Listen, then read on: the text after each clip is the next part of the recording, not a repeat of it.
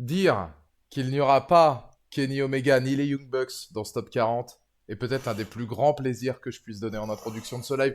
Messieurs, dames, comment allez-vous? Bon, pour ceux qui ont vu ça, vous comprenez maintenant pourquoi il y aura ni Kenny Omega ni les Young Bucks. Hein. Évidemment, je ne remets pas en question ce qu'ils font sur le ring. Très clairement, par contre, non, je vous le dis, on mange pas de ce pain-là vers chez nous. J'espère que vous allez bien, évidemment, pour ce nouveau live donc spécial. Alors, il y a en ça 15 secondes, hein, on était encore sur un live Joker, puisqu'on est actuellement mercredi 10 avril 2024. Il est 15h17. Donc évidemment, on part sur un principe où il n'y aura pas Eggman Adam Page non plus, il faut pas spécialement y compter, a priori, non, très clairement, je pense que ces gars-là seront pas là. On part donc sur un live spécial WrestleMania 40 oblige, top tier list 40 catcheurs, donc un live qui sera très subjectif, puisque on va pas parler de qui sont les GOAT, on va pas parler de qui sont les meilleurs, on va pas parler de qui sont les 40 meilleurs lutteurs de tous les temps, pour la simple et bonne raison qu'on l'avait déjà fait sur Twitch. Ce live-là sera en rediffusion sur YouTube, hein, sur la chaîne secondaire. N'hésitez pas à venir sur Twitch si vous me voyez de là-bas pour voir les lives en direct, évidemment. On avait déjà tenté, je crois, de faire notre top 50 ou top 100 réaliste all-time des meilleurs catcheurs de tous les temps. Là, il s'agit de vous donner mes 40 catcheurs préférés. Ceux avec lesquels j'ai grandi, ceux qui m'ont marqué, ceux que j'ai adorés, ceux que j'ai rattrapés après, puisque moi je pars de la génération Catch Attack, ça c'est un point très important à souligner. Ma génération, c'est la génération Catch Attack NT1. Donc j'ai commencé à regarder le catch en 2008-2009 jusqu'en 2014 de façon très assidue. WWE avec 3 W, c'est pour vous dire à quel point c'est assidu. Et un petit peu de la TNA aussi, Impact Wrestling, etc. Et puis après, il y a eu une période où j'ai beaucoup moins suivi pour m'y remettre un peu plus en 2018. Essentiellement et quasi exclusivement WWE. Puis à partir de 2020 ou 2021, je ne sais plus exactement quelle était l'année, je crois que c'était 2020 ou 2021, non c'était 2021, l'arrivée de CM Punk à la EW, où là du coup depuis 2021 j'ai regardé de façon très assidue et la EW en suivant pratiquement tous les shows et la WWE dans une moindre mesure aussi, je continue un petit peu à suivre parce que j'étais un grand fan de ce qu'il y avait au niveau de la Bloodline Roman Reigns. Donc c'est important pour vous dire que l'attitude era, j'ai pas connu parce que de toute façon j'étais beaucoup trop jeune. Ce qu'il y avait avant, j'ai pas connu non plus. N'empêche qu'il y aura certains catcheurs qui seront justement issus de l'attitude era, voire même encore avant, hein, parce que j'ai rattrapé des coffres à catch, j'ai rattrapé certains combats que j'appréciais beaucoup, puis certains, par exemple, certains catcheurs comme CM Punk qui aimait beaucoup Roddy Piper, etc. Bon, j'ai appris un petit peu à redécouvrir Roddy Piper par la suite. Le catch un petit peu japonais, il y aura un ou deux catcheurs aussi New Japan Pro Wrestling, des catcheurs mexicains, enfin, il y aura pas mal de bonnes choses, mais ça reste évidemment un point de vue subjectif.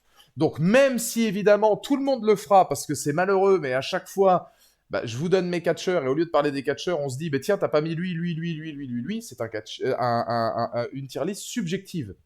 Donc qui dit subjectif dit évidemment, il y en a qui ont du mal avec certains, il y en a qui en adorent d'autres. Peut-être que vous allez vous dire, tiens, t'as mis lui là-dedans. Pourquoi David Arquette? Parce que j'adore David Arquette. Voilà, pourquoi t'as pas mis Kenny Omega? Parce que voilà, j'aime pas le gars. Genre, je reconnais que c'est un catcheur extraordinaire, mais j'aime pas le gars. Et puis bon, il me parle pas d'un point de vue charisme, micro, etc.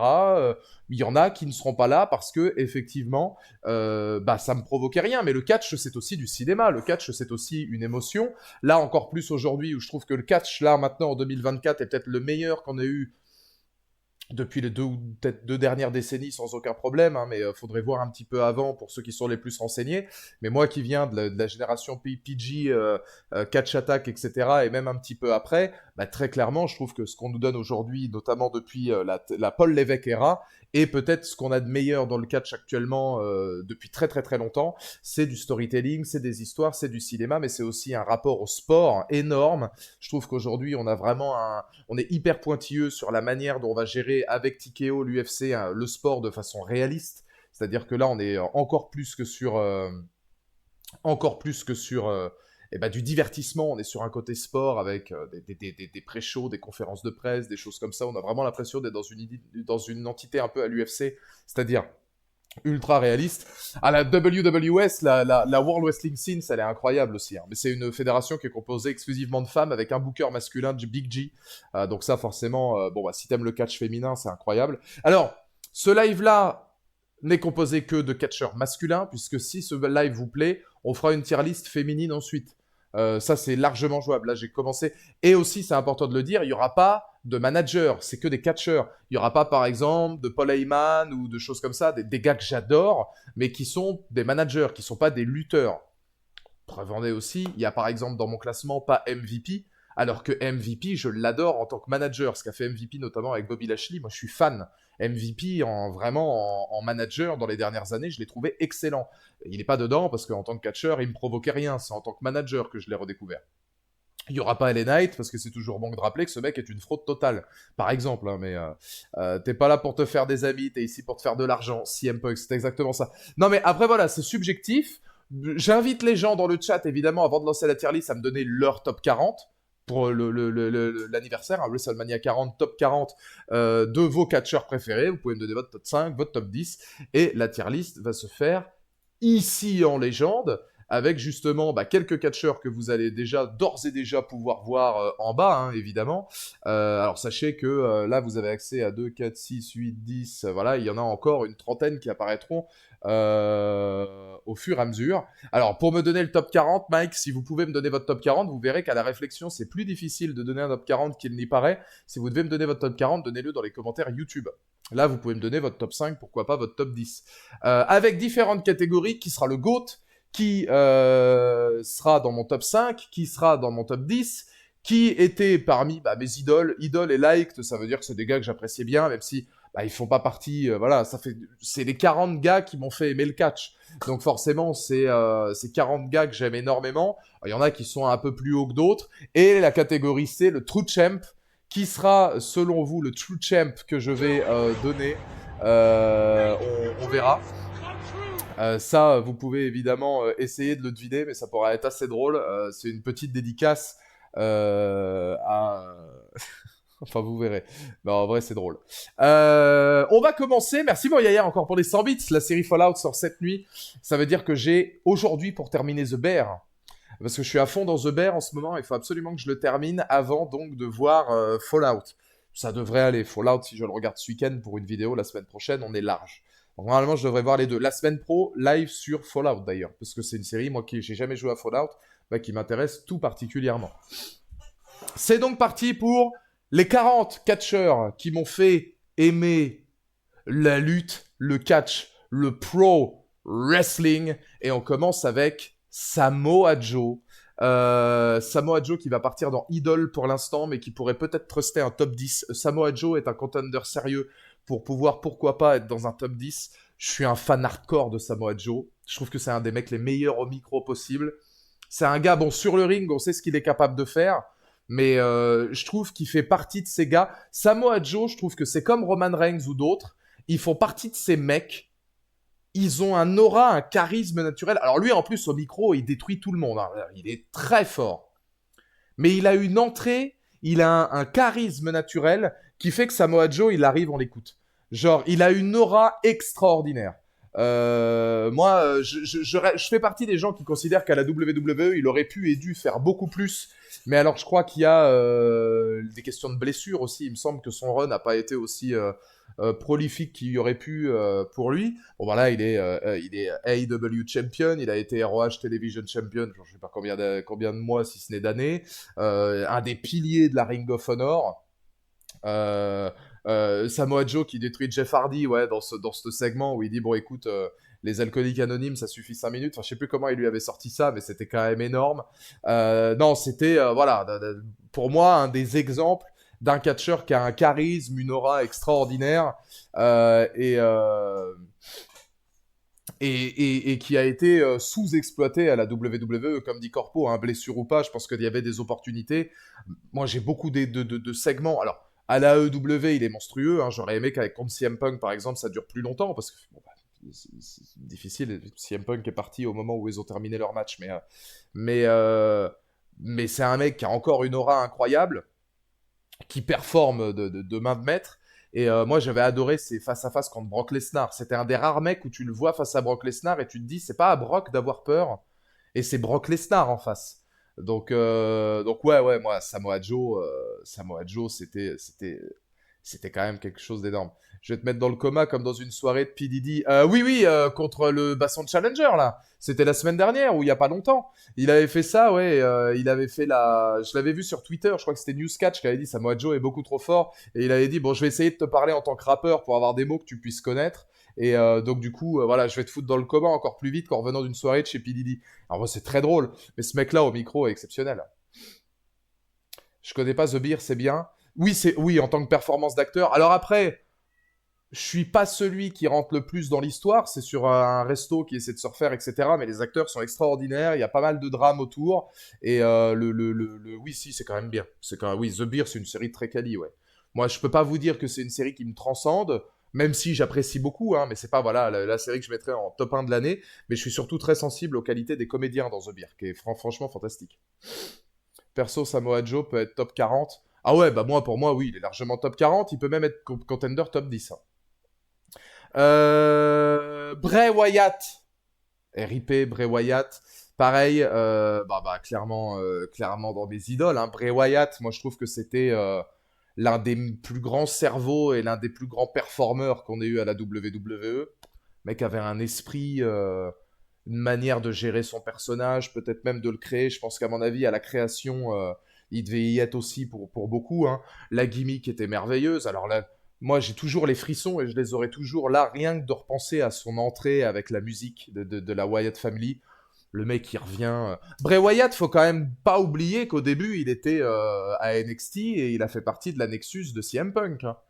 Donc on revient de loin. Enfin, je veux dire, no disrespect contre la Nexus de CM Punk. Moi, j'aimais beaucoup. Je trouve que même qu'elle a été sous-cotée, la Nexus de CM Punk. Mais, euh, mais le Bray Wyatt, je l'ai connu comme ça, tu vois. Puis après, je l'ai vu revenir avec la Wyatt Family, là. L'espèce de truc Nouvelle-Orléans, Bayou, totalement crade. Enfin, vraiment, sur une gimmick que j'adore en plus, parce que ça pue les États-Unis, mais vraiment des bas-fonds, les trucs comme ça. Moi, j'ai trouvé ça super. C'était Husky Harris à l'époque, Soul, ouais. Husky Harris avec Michael McGillicuddy, qui n'ont pas eu la même carrière, hein. Curtis Axel, c'est plus dur, lui, hein, parce que lui, bah, au micro, c'était une vraie chèvre. Mais, alors, Bray Wyatt, performeur incroyable, des segments fantastiques. D'ailleurs, pour la petite anecdote, selon l'Undertaker, il l'a dit récemment, hein, celui qui devait le battre et briser la streak, c'était lui. Pour l'Undertaker, le plus logique, c'était que ce soit Bray Wyatt qui brise la série de l'Undertaker. C'est vous dire l'aura qu'avait Bray Wyatt et puis le génie que les gens pouvaient trouver en lui. Comment tout gâcher, effectivement, en le faisant perdre contre Goldberg et puis des tas de choses comme ça qui étaient dramatiques. Mais ouais, effectivement, moi j'ai trouvé que Bray Wyatt était un catcheur infiniment doué, d'un charisme aussi, lui, naturel, et quel génie en termes de gimmick. Voilà, quel génie, quel artiste. Et rest in peace, parce que malheureusement, bon bah voilà, là, c'est une tragédie, hein, ce qui est arrivé, mais c'était phénoménal, quoi, Bray Wyatt. Alors qu'au final, Wyatt a eu une losing streak à WrestleMania. Ouais, parce que Bray Wyatt fait partie de ces mecs qui, pour moi... Enfin, dites-moi dans le chat si vous êtes d'accord, on n'a jamais vraiment réussi à les mettre là où il devait être. Toujours eu un goût d'inachevé, moi, avec lui. Genre en mode... tu peux aller taper le top, et quand t'es au top, on te fait redescendre. Et là, t'as ton momentum, ouais, mais non, on va en mettre des autres en avant. Et en fait, il a jamais eu le truc en mode... ah ouais, là, c'est monstrueux. Tu vois, mais derrière très très fort, quoi. Très très fort. Logique, il faut un personnage étrange pour battre une légende étrange. Ouais, c'est ça. C'est genre, il faut un mec comme lui pour battre le Deadman, tu vois. Tu kiffais le délire avec la Fireflies Funhouse? Alors, c'était pas ce que je préférais. La période de Fiend, j'ai moins aimé que la période Wyatt Family, mais c'est par rapport à des goûts personnels, ou moi, la Wyatt Family avec le côté Bayou, machin, et ultra glaucasse, tout ça, moi j'adorais ça, tu vois. Genre vraiment, en fait, la Wyatt Family, c'était un peu comme la Nexus. J'aurais aimé qu'un grand... alors, peut-être que la Wyatt Family l'a fait avec Randy Orton et Daniel Bryan, je me souviens plus s'ils y étaient de leur plein gré ou si c'était une strat, mais c'était un peu comme la Nexus, j'aurais aimé, ou comme Rey Mysterio avec la Straight Edge Society, j'aurais aimé qu'il y ait un babyface qui y aille de son plein gré. et que du coup on soit totalement pris de court en mode ah la vache merde en fait putain genre il kiffe ça à mort. Mais alors je crois qu'il y avait eu un truc avec Randy Orton là-dessus, mais je sais pas si c'était de son plein gré ou moi j'ai préféré le traitement de la Wyatt Family, mais j'adorais le mec. Enfin même en termes de The Fiend c'était fabuleux hein. Orton stratégie, Bryan était désespéré. Ouais, donc du coup, tu vois, avec Daniel Bryan, c'est la période où peut-être moi, ça m'aurait le plus parlé. Les trois cartes que tu vas mettre, je connais pas assez calé sur le sujet. Ah, ça dépend, là il y en a 10, mais tu verras, il y a beaucoup de culte hein, derrière quand même. Orton y est allé de son plein gré, mais par stratégie. Ouais, voilà, donc c'est encore différent. C'est comme ce qu'a fait John Cena à la Nexus, par exemple. C'est nul, en fait. Enfin, genre, il était obligé d'y aller. J'aurais bien aimé qu'il respecte. Au final, il les a juste détruits de l'intérieur. Ça m'intéressait pas spécialement. Attendez 2 secondes.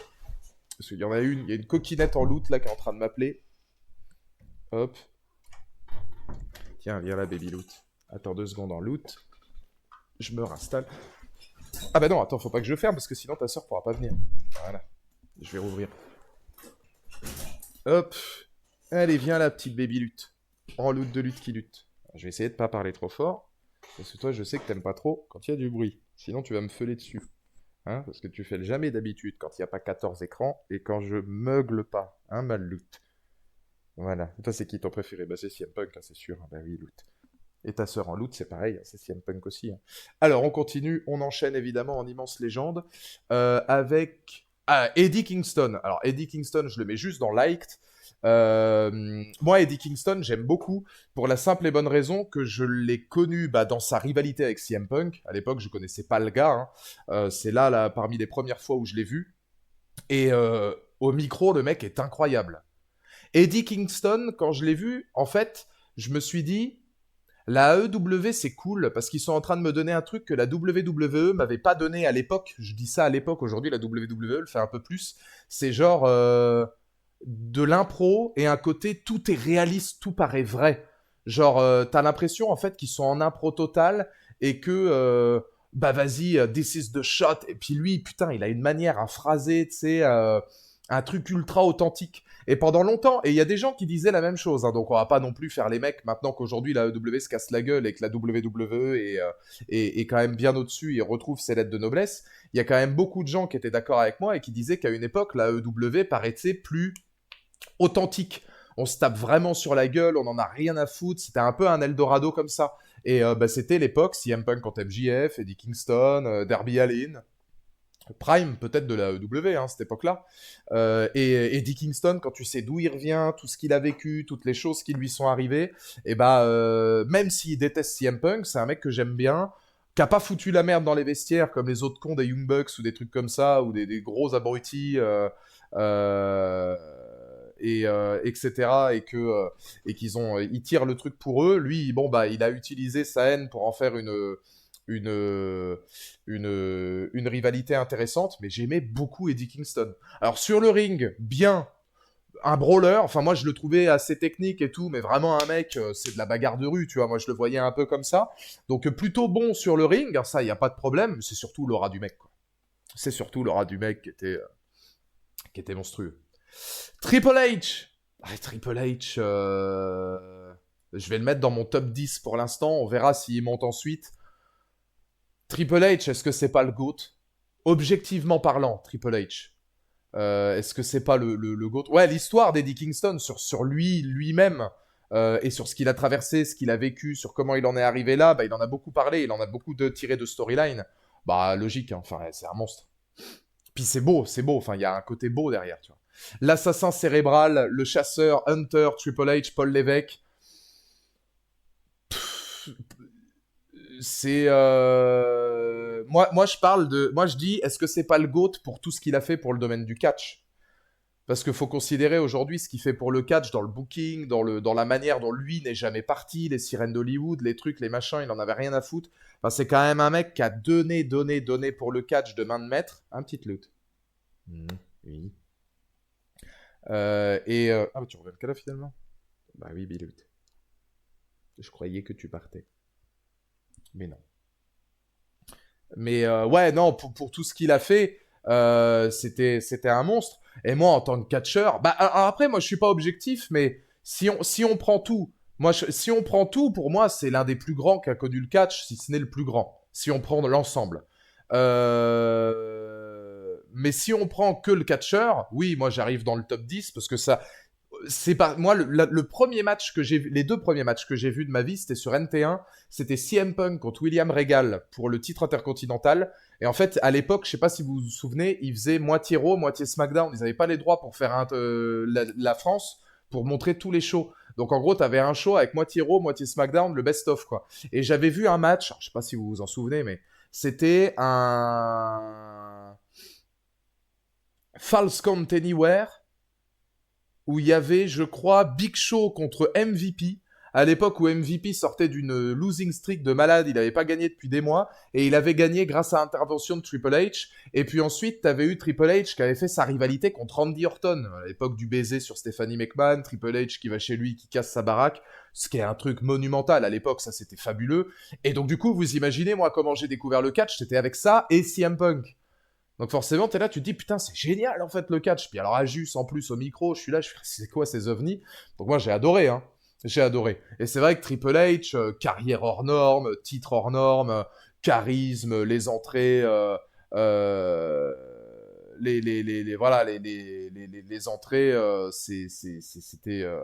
c'était un immense délire à regarder à WrestleMania. On parle des derniers matchs contre le Taker, Shawn Michaels, enfin la DX ne serait-ce que les souvenirs de la DX. Alors pour moi, si on parle de l'ensemble du catch, et ce qu'il fait encore maintenant en tant que responsable, etc., pour moi c'est le GOAT. Genre c'est le gars sans qui voilà, le catch se serait pas relevé, et puis il a existé à travers lui pendant tant d'années. Si tu considères juste le catch, c'est top 10, mais ouais, indéboulonnable. Salut Valou, j'apprends beaucoup grâce à toi sur le catch. Je regardais sur NT1, je crois à l'époque, où Gulli, à l'époque des Mysterio, Gulli a diffusé du catch, oh, ça m'étonnerait. C'était NT1, ouais. Mysterio, Undertaker, Kane, Big Show, Cena, The Great Khali. Après, en grandissant, j'ai tout arrêté, mais merci. Ouais, bah moi, c'est un peu pareil. Moi, je suis un amateur éclairé. Je suis pas du tout un professionnel du catch, hein. Il y en a plein que je connais pas. J'ai beaucoup de choses à apprendre. Moi, c'est des périodes, par période, que je connais très bien. Mais le message fait plaisir, c'est cool. Stone Cold. Alors, Stone Cold, je vais le mettre dans mes idoles parce que je l'ai pas vécu en direct. Donc Stone Cold, j'ai vécu beaucoup de ses anciens matchs. J'ai rattrapé énormément de choses. Forcément, je vois CM Punk pour la pipe bomb qui arrive avec son t-shirt. Bon, je connaissais déjà Steve Austin, hein, mais je me dis le mec est monstrueux. Donc forcément, j'ai tout rattrapé. L'époque de l'Attitude Era, The Rock, les machins, voilà. Et objectivement, Stone Cold est largement dans le top 10, voire même dans le top 5.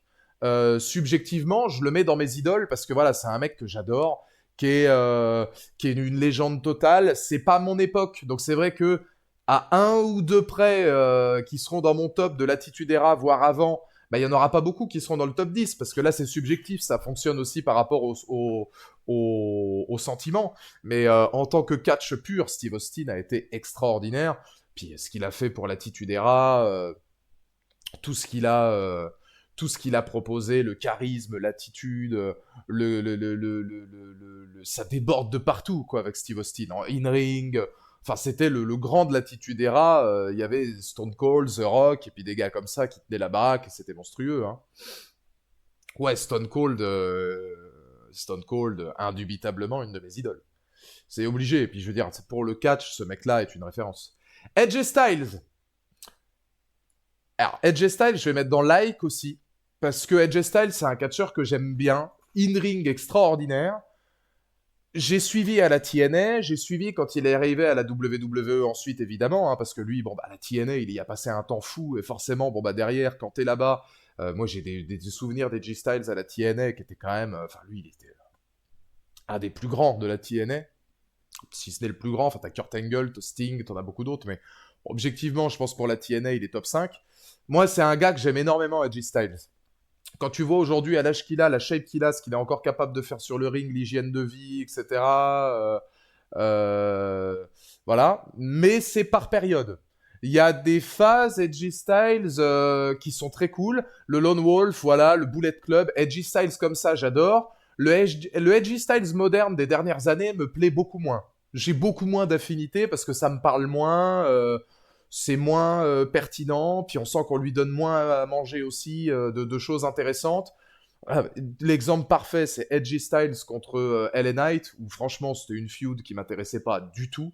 Euh, mais viens là, Loot, il y a les câbles partout, Loot. Non, Loot. Loot, non. Voilà, c'est bien. Non, ça c'est un mur, ça c'est un barreau. Attends. Hop, voilà. Mais non, ouais, c'est pas le Edgy Styles, Homos, les trucs comme ça, voilà, ça me parlait pas du tout. Donc Edgy Styles, je peux pas le mettre plus haut parce que je sais que c'est une légende et que c'est une gloire absolue, mais faut reconnaître que bah, c'est pas toutes les périodes. Voilà, j'ai pas aimé forcément. Bah oui, j'ai pas aimé toutes les périodes de Edgy Styles. Et puis je trouve qu'à la WWE, il est largement sous-coté. Alors après, il en a peut-être plus besoin dans le sens où, il a tout fait maintenant à la WWE, il a tout fait à la TNA, il a tout gagné. Donc bon, c'est plutôt un ancien qui peut mettre les jeunes en avant. Mais c'est moi, Edgy Style, j'ai adoré, mais beaucoup plus par période. Le theme song à la WWE était super, ouais. Ouais, ça c'est vrai. Mais lui encore, c'est comme Orton, comme dit Johnny, ouais, il a une shape qui est une shape de malade à l'heure actuelle. The Miz, alors The Miz, il va être dans Idol et il peut, de mon point de vue, rentrer dans le top 10. De mon point de vue. The Miz, je l'ai vu évoluer, j'ai vu tout ce qu'il a donné pour la WWE. The Miz, je pense que c'est un des mecs les plus sous-cotés en termes de reconnaissance que la WWE aura. Il a tout gagné, il a tout donné, tout pour la WWE. Il avait des promos, alors tout le monde va sortir celle-là, mais la promo qui sort face à Daniel Bryan quand il était dans le show de la nana de John Moxley, et puis qui parle du titre intercontinental, The Miz, qui s'est réconcilié avec Punk, ils ont même fait des stories. Alors je savais pas qu'ils étaient embrouillés parce que moi dans mes souvenirs ils s'entendaient très bien. Mais The Miz, pour moi, The Miz c'est un monument de l'ère moderne. Euh, un gros performeur qui a cessé de progresser au fil des années, qui a un micro et un charisme qui est énorme, qui peut faire comme dit Jordan, ouais, heel, face, tag team, low card, mid card, il chialera sur rien. Tu le mets en main event, il est capable de le gérer. Tu le mets en mid-card, il est capable de le gérer. Il fera toujours le show. Ça se trouve, dans 10 ans, il sera encore là. Comme dit The Man, ouais. Moi, The Miz, c'est un mec que je respecte infiniment. Hein. Infiniment. Hein. Vu que Big G est souvent en slip, même si je préfère quand il est sans, il sera dans la tier list. Bah, Big G, c'est The GOAT. Qu'est-ce que vous voulez que je vous dise? Big G, c'est le GOAT absolu. Après, il faudrait faire une tier list. En vrai, papy, il faudrait faire une tier list des métiers de Johnny Sins. Et je pense très clairement que je vais le faire. Une tier list de tous les métiers de Big G. On reprend les photos et on fait la tier list des métiers de Johnny Sins. Ça peut le faire. Je le prends, mais... Et en haut, bah, Johnny Sins en costard, tu vois, genre le Big G, quoi, le péché.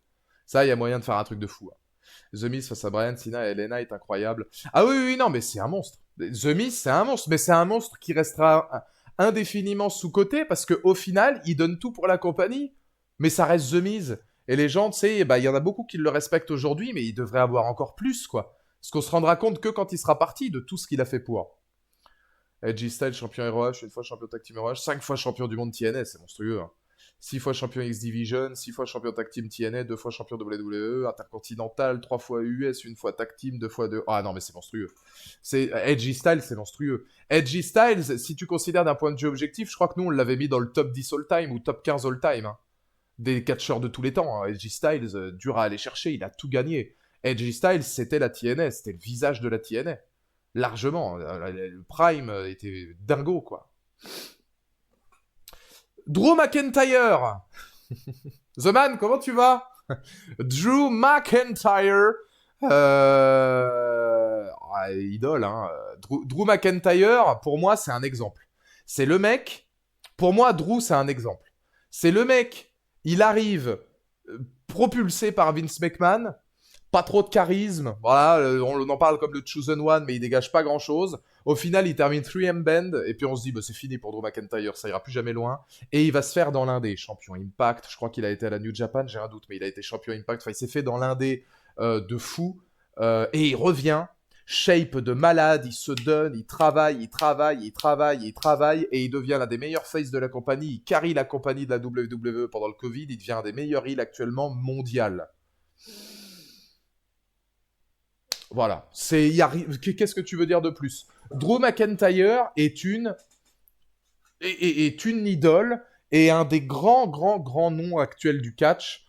C'est un mec pour qui j'ai un respect incroyable parce que voilà, c'est le futur est devant lui alors qu'il doit avoir pas loin de 40 balais maintenant, Drew McIntyre. Enfin, je sais pas quel âge il a, mais il est pas tout jeune, mais au final, ça veut rien dire vu la shape et tout. Enfin, tu vois que le mec est encore capable de tenir des trucs de zinzin.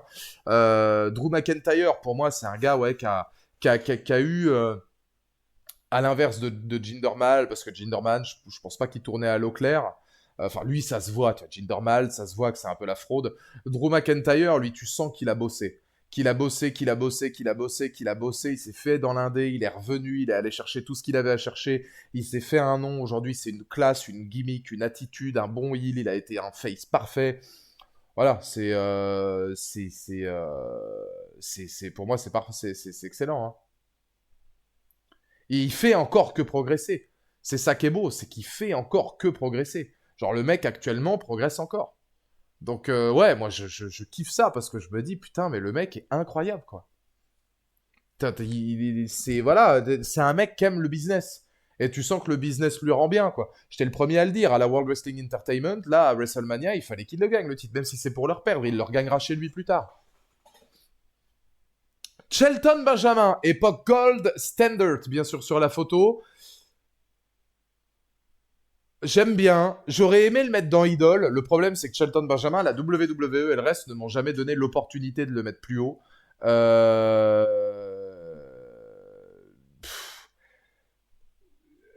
Pour moi, c'est le plus grand gâchis de la WWE.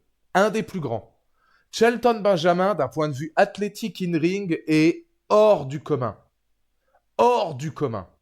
Un potentiel extraordinaire.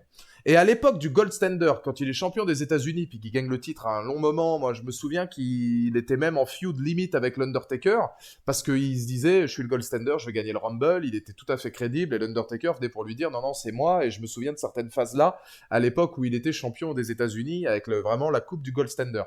Il est revenu. Il n'a pas eu, voilà, une petite par équipe, je crois. Bon, il a fait partie du clan avec Bobby Lashley. J'aurais imaginé qu'il fasse beaucoup plus. Et pour moi, c'est un immense potentiel gâché. Il méritait un titre mondial. Moi, je l'aurais pas, peut-être pas champion de la WWE, mais je l'aurais bien vu champion du monde poids lourd. C'est un mec que j'aurais pu voir tout à fait champion du monde poids lourd, sachant que lui, contrairement à John Morrison, était pas mauvais au micro. Gagner un Money in the Bank. Money in the Bank, c'était lui qui avait toujours les meilleurs spots et il le gagnait jamais. WrestleMania 25, le saut du haut de l'échelle qui était incroyable. Shelton Benjamin, pour moi, c'était comme John Morrison, il avait le potentiel in-ring, mais lui, il avait le micro en plus, là où John Morrison, au micro, c'était dur. Donc victoire au Money in the Bank pour devenir champion, ça aurait pu, hein. C'est lui qui sublimait les matchs de l'échelle. Ah oui, sur la fin, c'était lui les matchs de l'échelle. Enfin, les dingueries venaient de lui, hein. Et honnêtement, moi, je trouvais que c'était un potentiel gâché. Mais lui, il fait partie des premiers moments que j'ai vécu avec la WWE quand je commençais à zapper dessus. Et je me suis dit, ce mec est fou. Enfin, le mec est trop fort, quoi. Il est trop fort. Et j'aurais adoré le voir encore plus longtemps. Parce que, pour moi, il avait un potentiel de malade. Et comment tu vas, petite Loot? Attention, hein, Loot. Eh oui. On va dire bonjour. Bah oui. Ça, c'est une petite patoune aussi. Ça, c'est une Loot en Loot. Eh oui. Eh oui, en Loot. T'es mignonne en Loot. Allez, va jouer. Donc ouais, absence de rivalité marquante, absence de tout un tas de choses, mais mec, énorme. Jay Lethal. Alors moi, Jay Lethal, c'est dans mes idoles. Jay Lethal, je l'adore. Jay Lethal, moi je suis un gros fan dans son catch, dans son allure, dans son aura, pour tout ce qu'il a fait pour le catch indépendant. Jay Lethal pour moi c'est une légende du catch indé. Et alors lui qui mime les Four Horsemen, incroyable. Voilà, Jay Lethal a provoqué un sourire de Ric Flair quand il imitait Ric Flair. Ric Flair rigolait en mode ce mec, c'est un génie. Je crois que c'est parmi les meilleurs promos que j'ai vus, tout confondu, all time.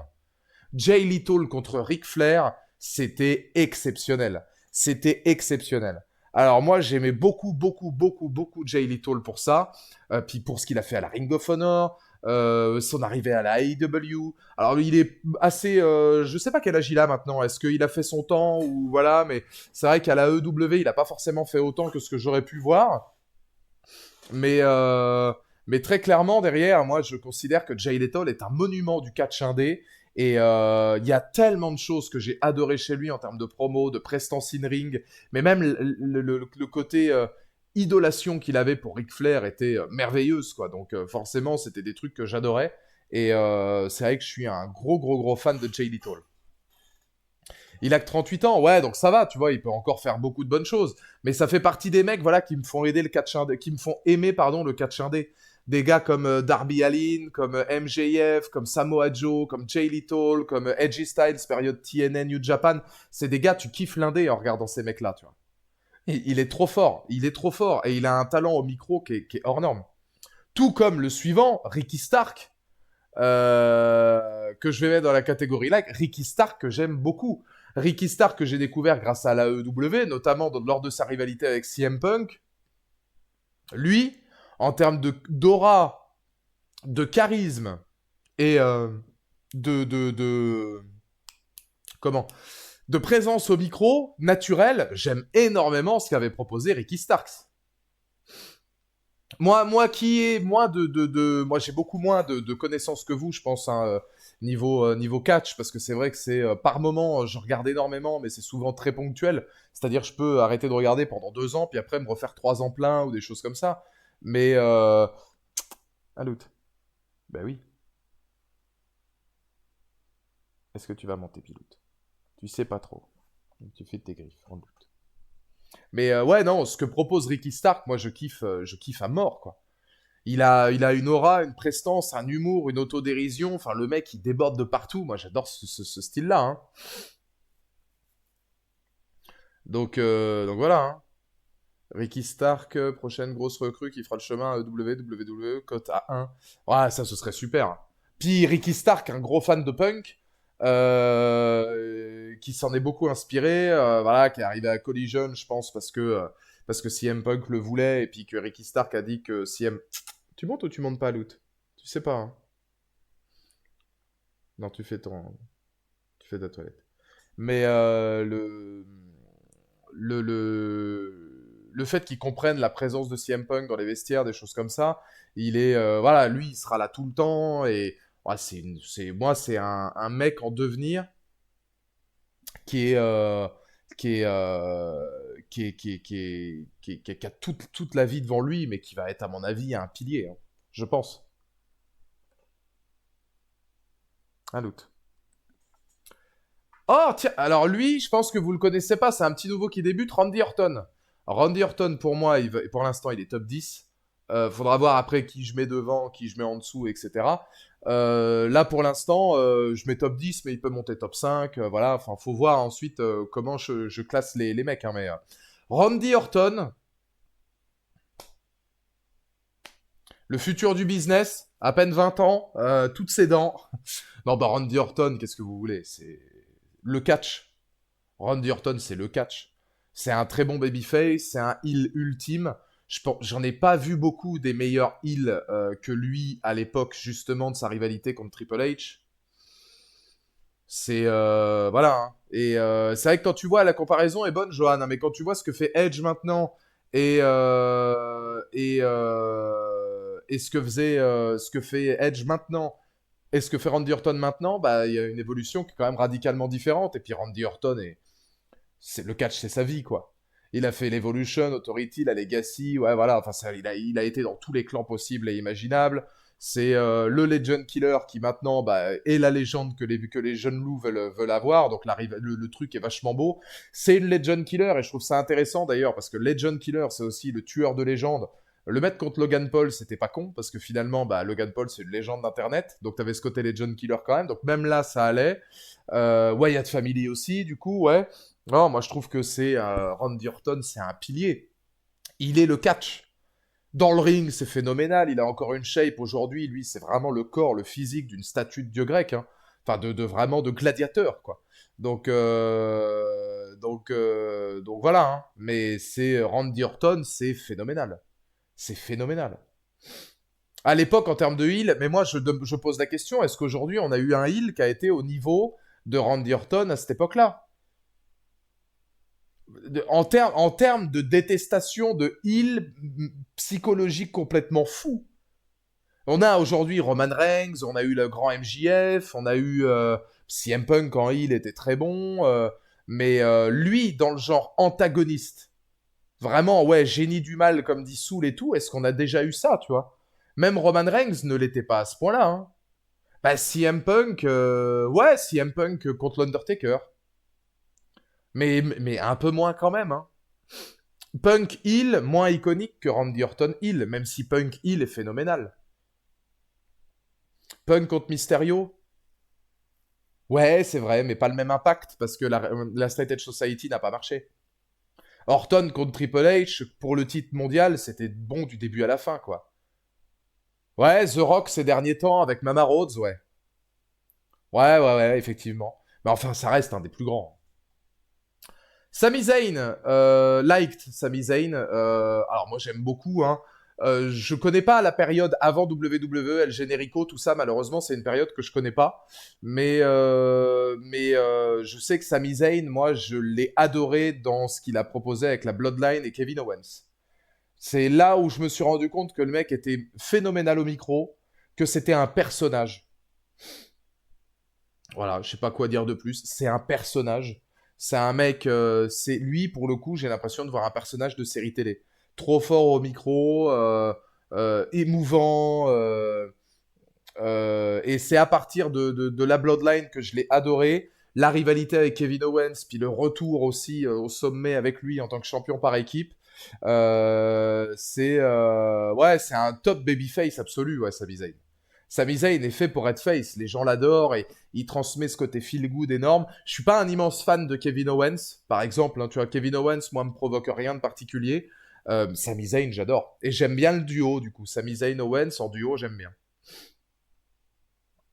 Mais le Sami hilarant de l'époque qui arrivait quand même à sortir la Bloodline de leur rôle, c'est suffisamment rare pour être souligné. Ça, c'était génial. Avec Roman, Jay, Jimmy Uso, toute cette histoire, c'était du poulet, c'était le cinéma. Hein. You're not very Uzi, tu vois, genre enfin, c'était génial. Alors moi, j'aime beaucoup Sami Zayn pour ça. Je l'ai découvert sur le tard, hein. Je vous dis, tout ce qui est le générico, etc., son passage dans l'indé, je le connais moins. Mais ça, c'était super. Et pour moi, lui, c'est un de ceux qui se rapproche le plus d'un personnage. T'as vraiment l'impression de voir un personnage, quoi. Genre un personnage de cinéma, de série, c'est super, ça. Puis champion intercontinental mérité maintenant, ouais, indéniablement. Hein. Darby Allin lui bah, j'adore Darby Allin. Je suis fan hardcore de Darby Allin. Genre vraiment. Hein. Darby Allin à la EW, c'est un des rares dont je suis encore constamment ce qu'il fait pour voir un petit peu où il en est. Darby Allin, je kiffe tellement, tellement l'aura, l'attitude, l'entrée, le in-ring est phénoménal. Hein, je veux dire, le mec est monstrueux. Les références à Sting, le booking avec lui, les trucs comme ça. C'est Darby Allin, ouais, c'est le Jeff Hardy que j'aime bien. Je suis pas fan du tout de Jeff Hardy. Il est pas dans mon top 40, hein, spoiler. Jamais été un fan hardcore de Jeff Hardy, hein, loin de là. Darby Allin, je kiffe. Et alors lui, il est si jeune, il a tellement toute la vie devant lui. Enfin, espérons. Vu les prises qu'il fait, mais espérons. Hein, mais c'est un mec en termes de carrière, il peut aller tellement loin. Moi, Pipi, quelle idée de l'avoir mis avec Sting, c'est du génie, tu vois. C'est du génie, tu vois, parce que forcément, là le mec que t'as comme manager, les deux fonctionnent vachement bien, le niveau maquillage, esthétique, etc. Enfin, moi, je kiffe de ouf Darby Allin. Puis encore une fois, ouais, les prises de risque, ce qu'il a dans le ring, etc., c'est iconique. Hein. En parlant d'icône, The Icon, Sting, pareil, juste à côté de Darby Allin. Hein. Sting que j'ai découvert, moi, donc aussi à la TNA, hein, parce que l'époque d'avant, c'était pas ma génération. Donc Sting, je l'ai découvert à la TNA, je l'ai redécouvert ensuite à la EW. Il y a un match, moi, que j'ai adoré. Je crois que c'était à Victory Road, c'était un Sting contre Jeff Hardy, qui était probablement l'un des matchs in-ring les plus grandioses que j'ai vus. Ou Bound for Glory, je sais plus. Ce match était phénoménal, hein, tout le monde s'en souvient. Il a facilement duré 25 minutes, dont 22 minutes d'entrée de Jeff Hardy complètement shooté à la cocaïne, ou on sait pas trop à quoi, hein, mais 46 grammes, j'en sais rien, je sais pas ce qu'il y avait. Il devait y avoir beaucoup de choses dans Jeff Hardy à l'époque. Mais Sting, c'est là aussi que tu voyais que c'était qui le patron. Hein. C'était là, c'était genre, il parle à l'arbitre, il parle à ci, il parle à ça.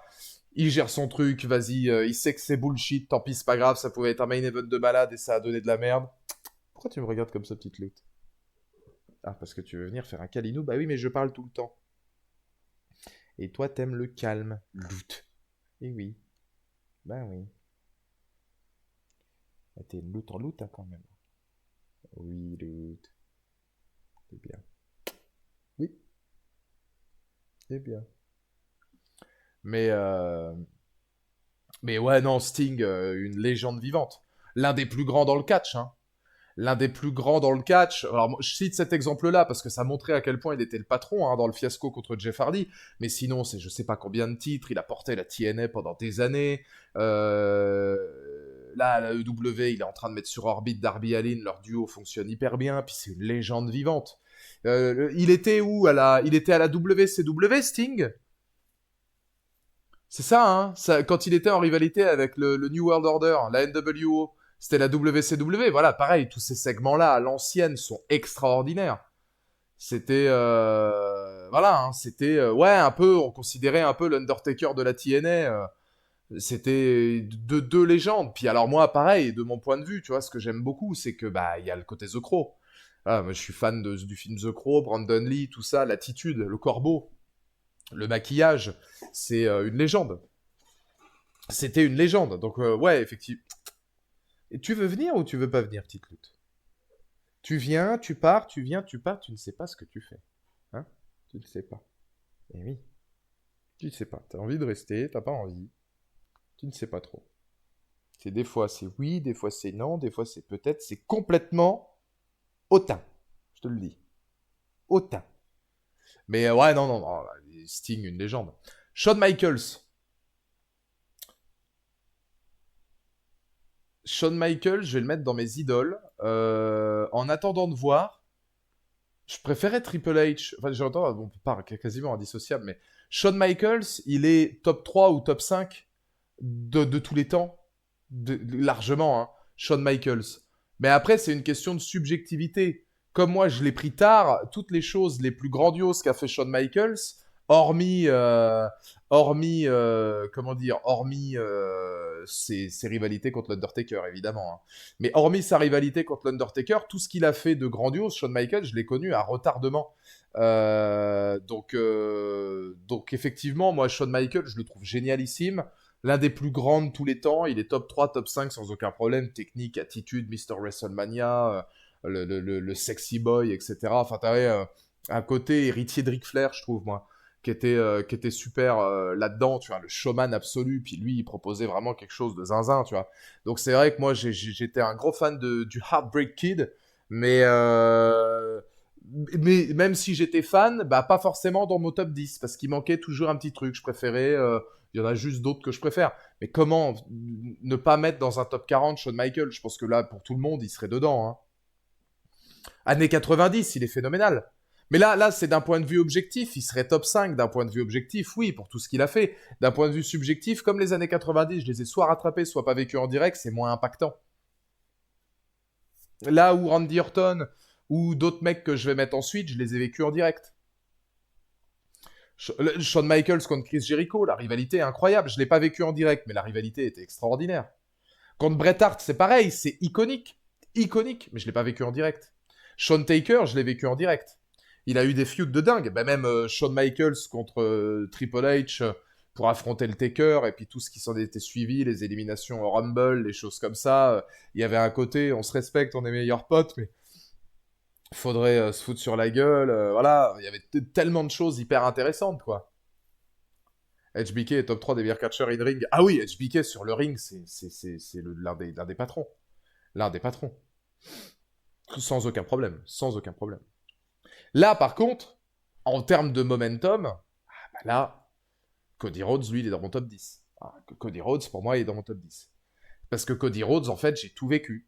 C'est pareil, Cody Rhodes, alors déjà, lui, il descend de la lignée. Hein. Dusty Rhodes, Destin Rhodes, c'est hors norme.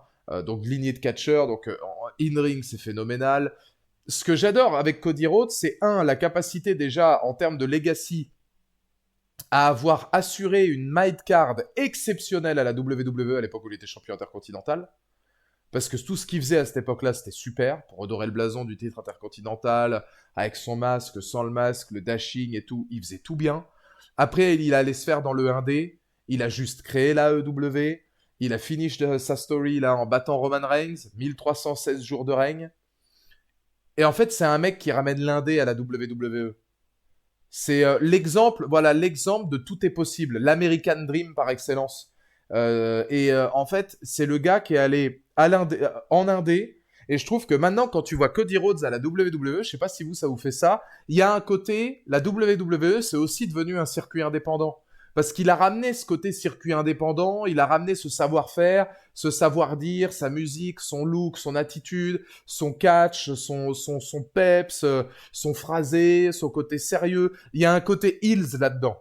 Cody Rhodes, pour moi, c'est la série Heels, tu vois. T'as la série Heels et puis tu vois Cody Rhodes à côté, pour moi, c'est les mêmes mecs. Enfin, moi, j'adore. Donc forcément, Cody Rhodes, il est top 10 et il sera sûrement potentiellement dans mon top 5. Parce que c'est un mec que je trouve, mais extraordinaire. Extraordinaire. Vraiment, hein. Alors Stardust, oui, c'était pas sa meilleure partie. Avec Stardust, je sais pas pourquoi ils ont fait ça. Mais bon, il s'en est barré d'ailleurs. Hein. Mais l'Indie WWE, c'est depuis 2012 à NXT. Oui, c'est sûr, mais moi je regarde moins NXT. Puis je te dis, 2012, bah si, 2012, j'ai pas mal suivi parce qu'il y avait Seth Rollins à l'époque, etc. Donc j'ai suivi l'arrivée de la NXT dans un très bon show, mais j'ai arrêté en 2014, puis après je m'y suis remis. Et c'est vrai qu'à NXT, j'ai moins suivi. Il y a ce côté indie, mais en même temps, la NXT peut se permettre d'être indé. Raw et SmackDown, moins, mais lui ramène ça dans des shows qui peuvent moins se le permettre. C'est ça que j'aime beaucoup. Stephen Amell, qui est pote avec Cody Rhodes, ouais, ils ont travaillé ensemble. Il l'a ramené sur Arrow et tout. Moi, j'adore, hein. Le délire avec le Bullet Club à l'époque. Oh, mais il y avait trop de trucs. Puis tout le circuit indé qu'il a pu faire, tout ce qu'il a travaillé et tout. TNT Champion de la AEW. Enfin, c'était un monstre, quoi.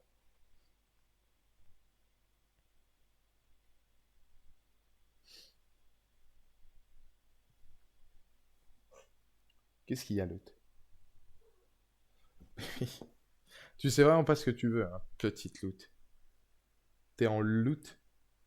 Ça, c'est sûr. Un biloot. Un biloot. Ouais, non, non, ouais, voilà, Cody Rhodes, c'est l'exemple de finir une histoire. Voilà, et puis de devenir le prochain patron, l'exemple d'un visage. Il y a Jeff Hardy. Non, mon Rider, je suis pas hyper fan de Jeff Hardy. J'ai jamais été un fan hardcore de Jeff Hardy, malheureusement. William Regal. William Regal, je le mets dans like, pareil, parce que c'est un mec que j'aime beaucoup. J'aimais beaucoup l'attitude, j'aimais beaucoup le personnage, j'aimais ce qu'il développait, j'aimais beaucoup le côté british. Et puis alors sur le ring, c'était un performeur incroyable. Et pareil, William Regal fait partie de ceux pourquoi j'ai commencé à regarder le catch, hein, parce que sa période heel contre CM Punk avec Layla aux abords du ring, c'était super. C'est la trilogie de combat, hein, que j'ai regardé, qui m'a fait vraiment aimer le catch jusqu'à ce que CM Punk gagne à Chicago le titre intercontinental. Donc ouais, moi, William Regal, aujourd'hui, ça fait partie des mecs de l'ombre, William Regal, qui aurait dû avoir plus en termes de reconnaissance, et ça fait partie des mecs de l'ombre sans qui aujourd'hui le catch ne serait pas là où il en est. Dans l'entraînement, le booking, la prestance, etc., le management, le, dans les coulisses. William Regal, pour moi, c'est vraiment le mec. Le catch, on serait pas là s'il n'y avait pas eu lui, quoi. Donc c'est vrai que pour moi, c'est obligatoire de le mettre. Tommy Dreamer, liked. Tommy Dreamer, j'aimais beaucoup pour le côté hardcore. Tommy Dreamer à la ECW, j'aimais beaucoup. Vraiment. Je sais pas s'il y en a beaucoup qui étaient fans de Tommy Dreamer, mais Tommy Dreamer, c'est un catcheur que j'aimais énormément à l'époque de la ECW, l'époque hardcore et tout. Arrivé sur du Alice in Chains, hein, quand même. Et puis derrière sur Man in the Box remasterisé musicalement. Et moi, j'aimais bien le Tommy Dreamer de la ECW. Et puis, en termes de longévité, lui, je crois qu'il catch encore. En termes de longévité, il est assez hors norme quand même. Tommy, peut-être le plus surcoté de la ECW, à contrario de Raven, Sandman ou Sabu en synth. Ah, tu t'aimais pas, toi, Tommy Dreamer? Je le déteste humainement. Ah ouais, je sais pas, moi j'aimais bien. Après, je connais pas suffisamment, hein. Je connais pas humainement. Puis c'est vrai que moi, à l'époque de la ECW, je l'aimais beaucoup. Je trouvais qu'il dégageait un truc. Mais, euh... mais c'est vrai que ça fait partie, moi, des catcheurs. Ça fait partie des catcheurs que j'aimais bien. Dans le domaine hardcore. ECW, hardcore. Alors, c'est pas un Mick Foley, hein, mais. Si, j'aime bien, mais pour moi, certains sont plus intéressants. Ouais, ça vient du fait que moi, ceux que t'as cités, je les connais peu aussi. Donc forcément. Dreamer, il a failli causer un drama terrible. Ah ouais, j'étais même pas au courant de ça. Humainement pas ouf, mais justifié, pas payé par Rayman, etc. D'accord, ok, ouais. Après, faut voir comment il catch maintenant. Ouais, c'est vrai que là, aujourd'hui, il doit avoir plus de 50 balais, ça doit pas être grandiose, mais moi, à la belle époque de la ECW qu'il avait, jusqu'à sa piste de tige, je la trouvais pas mal. Dommage qu'il voulait tuer Heyman premier degré. Ah, parce que j'étais même pas au courant, ça. Il a voulu tuer Paul Heyman à WrestleMania 10. Putain. Ouais, non, ça, j'étais pas au courant. C'est toujours mieux que Dirty Tommy. Ah bah ça, après, oui, non, mais Dirty Tommy, c'est le GOAT aussi. Il a ramené une arme pour tuer Heyman direct à... Oh, non, arrêtez. C'était fou. C'était malade. Et Heyman lui a pardonné. Ouais, mais Heyman, c'est un bon gars, il lui a dit sans rancune. Heyman, en fait, il avait une Kalachnikov une semaine plus tôt, et s'est dit, c'est un prêté pour un rendu, c'est pas grave. C'est incroyable, ça c'est vraiment pas... C'est fou, hein. C'est... Bon, bah en tout cas, moi j'aimais bien le catcheur, mais enfin, bon, d'un autre côté, tous ces trucs-là, je connaissais pas, hein. Mais ouais, il respirait le bon vivre à la ECW, hein. Bon, après, moi, Tommy Dreamer, oui, de ce que je voyais en tant que catcheur sur un ring, au micro et en hardcore, j'aimais bien. Bon, maintenant, c'est vrai que tout ça, j'étais pas au courant. Roddy Piper, parmi mes idoles à l'ancienne. J'espère que Roddy Piper, il n'y a rien à dire de négatif sur lui, parce que j'en prendrais dans la gueule, hein. Roddy Piper, bon, bah, légende parmi les légendes. L'un des piliers d'une époque du monde du catch, hein. Je veux dire, il y a tellement aujourd'hui de catcheurs qui se sont inspirés de lui. CM Punk le premier, c'est pas pour rien que Ronda Rousey, elle a repris aussi pas la gimmick, mais le style du t-shirt, etc. Et puis je crois qu'elle s'appelait Roddy Ronda Rousey, hein, forcément, parce que bon, bah, elle était fan hardcore de lui. C'est une légende. Voilà, Roddy Piper, il a indirectement amené Ronda dans le catch, donc j'aime pas. Ouais, mais Ronda Rousey, j'en parlais en même temps en plus, Corpo, tu vois, j'avais pas vu ton message. Ronda Rousey, ses premiers runs sont très bons, hein. Son finish est lamentable, mais ce qu'elle a fait au début sur sa premières années, c'était bien, hein, de Ronda Rousey. Et Roddy Piper, légende absolue. Le meilleur en promo, selon Punk et MJF. Ah oui, oui, ça m'étonne pas. Bah, en termes de micro, lui, il a tellement, donné au catch dans le côté vraiment puissant, quoi. Valou, Stone Cold, j'ai pas connu, le Val, Roddy Piper. Oh, c'est pas pareil, je les ai mis au même niveau. Non, ce que je veux dire, c'est que Roddy Piper et Stone Cold, j'ai connu parce que j'ai regardé beaucoup de ce qu'ils ont fait ensuite. C'est-à-dire que je peux pas les mettre top 10 parce que j'ai pas connu en direct. C'est-à-dire, j'ai pas vibré comme Cody Rhodes, j'ai vibré la semaine dernière où genre ça a fait ma génération. Par contre, Stone Cold, de la même principe que Roddy Piper, bah comme Stone Cold, j'en ai beaucoup entendu parler et que Roddy Piper c'est pareil, bah j'en ai énormément entendu parler par tel ou tel catcheur ou ceci ou cela. C'est des mecs, j'ai quasi tout rattrapé ou rattrapé une grande partie de leur combat, de leur promo, de leur segment marquant. C'est des mecs qui m'ont énormément plu. Ah, il y en a moins, mais il y a des mecs qui m'ont énormément plu dans ce style-là. Pareil pour Bret Hart. Je le mets juste à côté. Bret Hart, on en parle. Bret Hart, c'est pareil. Bret Hart, il est revenu à la WWE. Premier degré, je me suis dit, ah bon, c'est lui, Bret Hart? D'accord, ouais, bon, pas de souci. Je le trouvais fatigué, moi. Bret Hart, quand il est revenu à la WWE, je le trouvais usé, fatigué, difficile au micro, tu sentais qu'il avait du mal et tout. C'est vrai que quand tu le vois avec la Hart Dynasty à l'époque où il est revenu, c'était peut-être un immense pour le retour par rapport à ce qui s'était passé en bif avec la WWE. Mais bon, moi, j'étais en mode, ah, c'est lui Bret Hart, d'accord, parce que je connaissais pas vraiment beaucoup. Par contre, ensuite, je suis allé revoir le Prime de Bret Hart, et tu te dis, ah ouais, non, mais mec, en fait, c'est une dinguerie. La grande époque de Bret Hart, quand j'y vais après, ouais, il a fait partie de mes idoles. Et c'est pas pour rien que c'est un mec qui adore CM Punk, et qui, voilà, il avait 53 ans. Oui, mais enfin, tu vois, moi, je regardais ça comme ça, je connaissais pas. Donc j'étais en mode, bon, tout le monde parle de Bret Hart, la légende, j'arrive, puis tu regardes aujourd'hui des mecs de 50 balais qui sont largement plus en shape, on en a, hein, donc 53 ans, ça veut tout et rien dire. 53 ans, tu peux toujours être en canne, hein, je veux dire, techniquement. Après, je sais pas, peut-être eu des problèmes de santé, ou un laisser-aller, ou peut-être un ras-le-bol du catch, parce que forcément, Montréal, Screwjob, etc. Mais Bret Hart, ensuite, du coup, ça m'a donné envie de m'intéresser au reste. Et voilà, Bret Hart, de la même manière que des Stone Cold, Roddy Piper, Mick Foley Prime, etc. C'est des gars, j'ai suivi ce qu'ils ont fait ensuite, Kurt Angle, et j'ai trouvé ça incroyable. Je me suis dit, putain, les mecs, en fait, ah ouais, à l'époque, Eddie Guerrero, des mecs, oh là là là là là, quelle puissance, quelle aura ils avaient et tout. 53 ans en shape, tu confonds avec la quarantaine. Oh non, t'en as des gars de 50 balais qui sont en shape encore. Ça arrive. Alors dans le monde du catch, je sais pas exactement quel âge a The Rock par exemple, mais The Rock il est en canne, il doit au moins avoir plus de 50 balais. Alors, regarde ce que fait aujourd'hui Chris Jericho. Chris Jericho, il n'y a pas si longtemps que ça, il s'était remis en forme. Triple H, il est en forme, hein, je pense, physiquement. Est-ce qu'il peut tenir un match? Non. Mais je pense que, voilà, tu vois, t'as des mecs aujourd'hui, ils sont encore en canne physiquement, hein. Bobby Lashley, bientôt 50 ans aussi, des cinquantenaires aujourd'hui qui sont en canne, voilà. Hein. J'adore Jericho, mais il n'est pas en forme. Jericho est peut-être pas là maintenant, mais Jericho, il était en méforme et il est revenu il y a quelques mois, voire peut-être un an, il était revenu en grosse canne. Hein. Genre, il était revenu en shape, hein, quand même, abdos et tout. Ça dépend après, hein, mais t'en as, ils ont des meilleurs shapes que d'autres. Mais The Rock, tu regardes, tu fais, bon, bah gros, respect, quoi. Edge et Christian, ouais, alors qu'ils sont plus tout jeunes, ça c'est plus proches des 50 que des 40. Donc voilà, hein. 2019-2021, Jericho était grave en forme. C'était à cette époque-là, mais il était potentiellement pas loin des 50 balais s'il ne les avait pas déjà. Hein.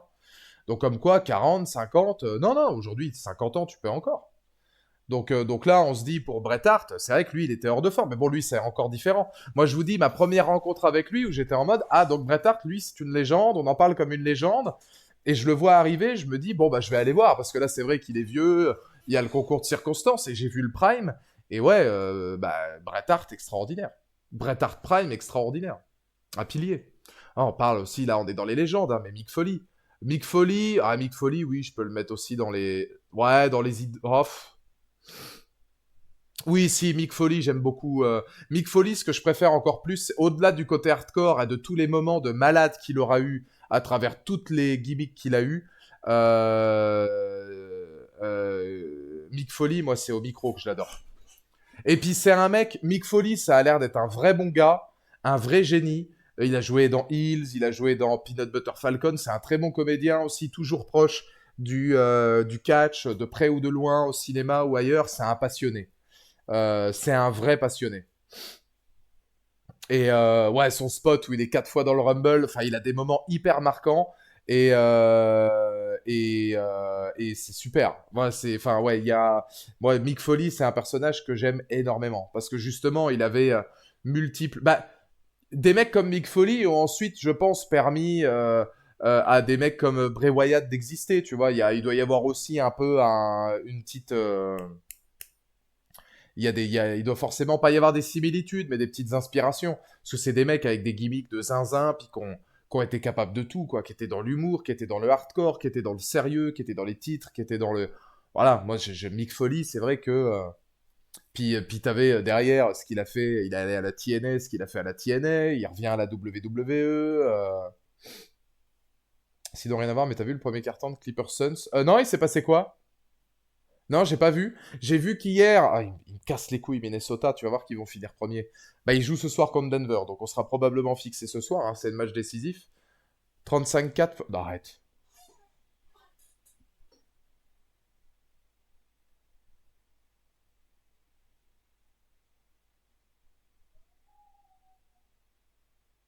Non, ouais, il y a eu 35-4 pendant un temps, parce que là, je regarde premier quart-temps, 37-10. Parce que je me dis 37-10, bon, c'est 35-4, putain, l'enfer.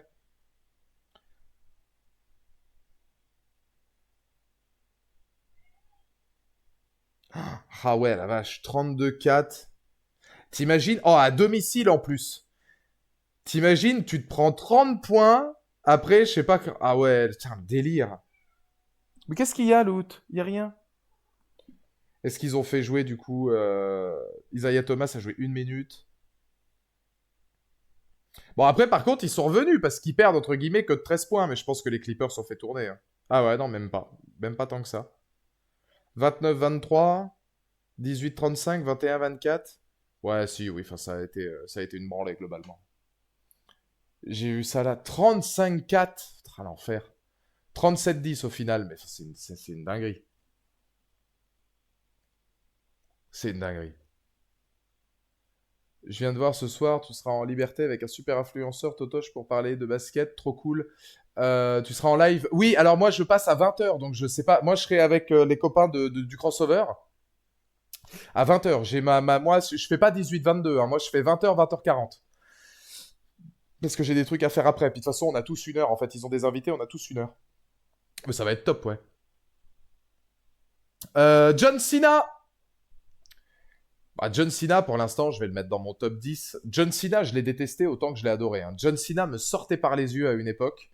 Maintenant, je l'adore. Je suis fan de John Cena. Voilà, moi, John Cena, je le kiffe à fond. Je trouve que c'est un mec qui a tout donné pour le catch, qui a, qui a mis over tellement, tellement, tellement de mecs sur sa fin de carrière. Mais qu'est-ce qu'il y a, petite loot? Il doit y avoir une araignée, à mon avis, parce qu'elle arrête pas de regarder le mur. Il doit y avoir un moustique ou un truc. T'essaies de chasser, c'est ça? Oui, c'est ça. Ouais, si, elle est repartie, ouais. Oh, je crois qu'elle essaie de chasser. Euh, mais ouais. Moi, oui, la fin de la New Nexus avec Sina, j'ai détesté. Il a buried de la Nexus et la New Nexus ensuite. Enfin bon, c'était pas cool. Mais par contre, derrière j'ai vraiment kiffé Big G Top 1, mon skate. Tu connais forcément, hein. Mais, euh, mais non, ouais, John Cena, c'est une légende. Enfin, je veux dire, il a tout donné pour le catch, du début à la fin. Il y avait des périodes, on pouvait adorer le détester. Des fois, on le détestait vraiment. Des fois, on l'aimait vraiment. Puis là, aujourd'hui, John Cena, voilà, c'est devenu le mec qui met over les gens, le passionné. Ça a foutu une larme quand il va faire son dernier match, parce que forcément, Cena, c'est une icône. Et c'était un des meilleurs au micro. Voilà, Cena a été le meilleur ami, le meilleur ennemi, le meilleur ce que vous voulez de CM Punk. Et parmi les meilleurs souvenirs que j'aurai dans le catch de ma vie, ce sera les promos Cena Punk, une espèce de rivalité respectueuse, mais en même temps ultra emblématique comme ça. Moi, j'adore. Comment ça va, mon Benji? Oui, c'est une tier list de mes 40 catcheurs préférés. All time. Kurt Angle, il y a tellement à dire sur Cena, c'est pour ça que j'y passe pas 3 heures, parce que forcément, ce serait trop long, mais enfin, c'est juste John Cena, quoi. Kurt Angle. Kurt Angle, je vais mettre dans Liked, j'aime bien. J'aime beaucoup Kurt Angle. Je le mets pas dans les idoles parce que j'ai pas suivi, moins suivi que les autres, mais je sais que extrêmement bon catcheur. Qu'est-ce que tu fais? C'est pas possible. T'attends que j'arrête de parler pour me faire un câlin, en fait. C'est ça l'idée, hein, Loot? Et oui, à chaque fois t'es déçu parce que je continue de parler. Ben oui, mais il faut satisfaire mon audience. Et oui, Loot. Mais, euh, mais ouais, non, du coup, oui. Euh, Kurt Angle, Kurt Angle en termes de lutte et en termes de catch pur, il était extraordinaire. Le You Suck est devenu emblématique. À la TNA, c'était un grand, grand, grand, grand, grand nom de la TNA. Belle longévité aussi. Face Hill, voilà, ouais, il est capable de se ranger dans la comédie, de faire à peu près tout ce qui est possible et imaginable. C'est voilà, c'est un catcheur qui sait tout faire, Kurt Angle. Vraiment, hein, puis ça a été un tremplin pour plein de catcheurs par la suite jeunes où c'était le gars à abattre. Et en termes d'in-ring, il est très probablement dans les meilleurs actuellement. Donc oui, c'est un catcheur incroyable. Comme Claudio Castagnoli ou ce bon vieux Antonio Cesaro, enfin ça dépend un petit peu de comment vous l'appelez. Alors bah lui, il lui manque que le micro. Hein. Ce bon vieux Claudio, je pense qu'on peut largement le mettre dans le top 5 des plus grands in-ring all-time. D'un point de vue athlétique, performeur, etc., c'est un monument. Il lui manque que le micro. Voilà. C'est ce qui l'a empêché peut-être d'être... Il avait l'aura du public, la foule l'adore, les smarts l'adorent, le public l'adore, mais malheureusement, il lui a manqué quelques bonnes gimmicks, je pense. Ouais, quelques bonnes gimmicks et puis un vrai personnage à la WWE parce que là à la Ring of Honor c'est très bien hein, ce qu'il a fait, le retour à la Ring of Honor, à la EW, etc. Bon, on l'utilise pas trop mal. À la Ring of Honor c'est très bien aussi. Donc oui, il a des bonnes choses. Maintenant c'est vrai que il lui a juste voilà, il y a juste le principe de se dire, il lui manquait le micro, quoi. Il lui manquait ce talent-là d'orateur pour pouvoir être au mieux. Je dessinais un peu, j'ai fait 3 dessins, j'ai dessiné 3 créatures du cinéma d'horreur. Le vampire, la créature de Frankenstein et un fantôme d'une petite fille, légende écossaise. Oh, let's go, mon yaya! Si t'as besoin, moi, je veux bien les voir avec grand plaisir, hein, si tu veux un avis. Je serais honoré, ce serait trop cool, mon yaya, parce que je sais que toi, le 17, justement, c'est le grand jour, donc si jamais tu veux un avis, je suis là. Hein. Il a un physique de fou, Claudio. Ouais, il a un physique de malade. Mais il a une puissance aussi, une puissance pure qui est hors norme. C'est un excellent catcheur. Le problème, encore une fois, c'était le gimmick. Il a un charisme, mais voilà.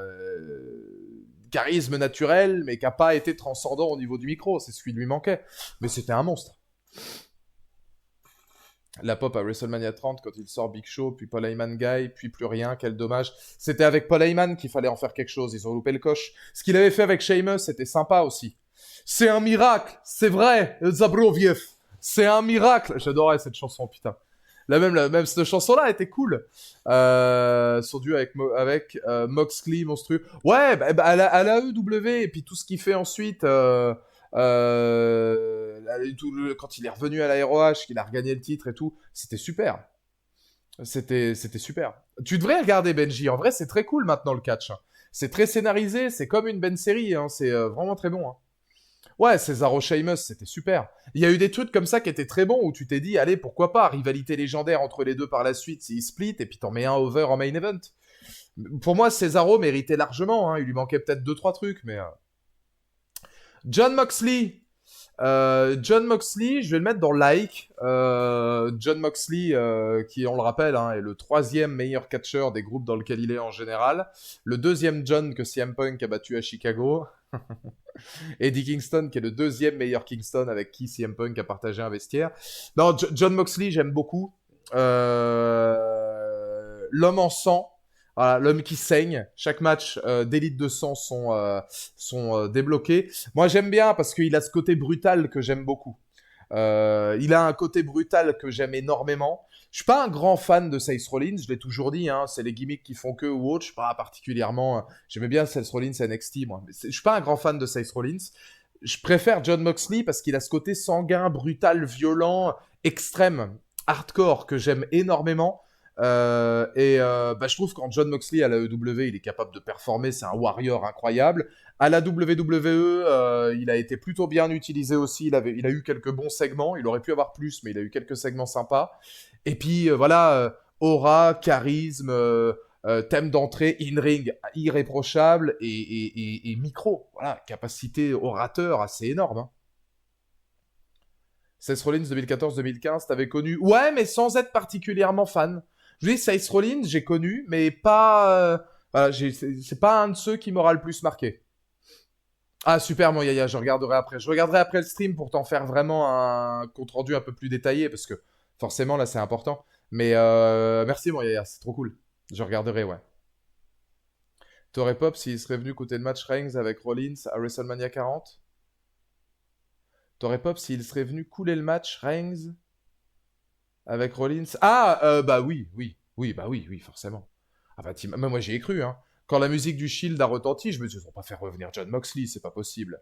Dis-moi juste si tu trouves ça beau. Ouais, je te dirai, mon Yaya. Bah, attends, je vais te dire maintenant, du coup.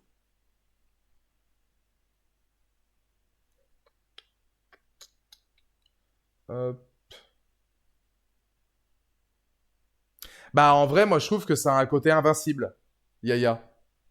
Le design, j'aime beaucoup la troisième photo.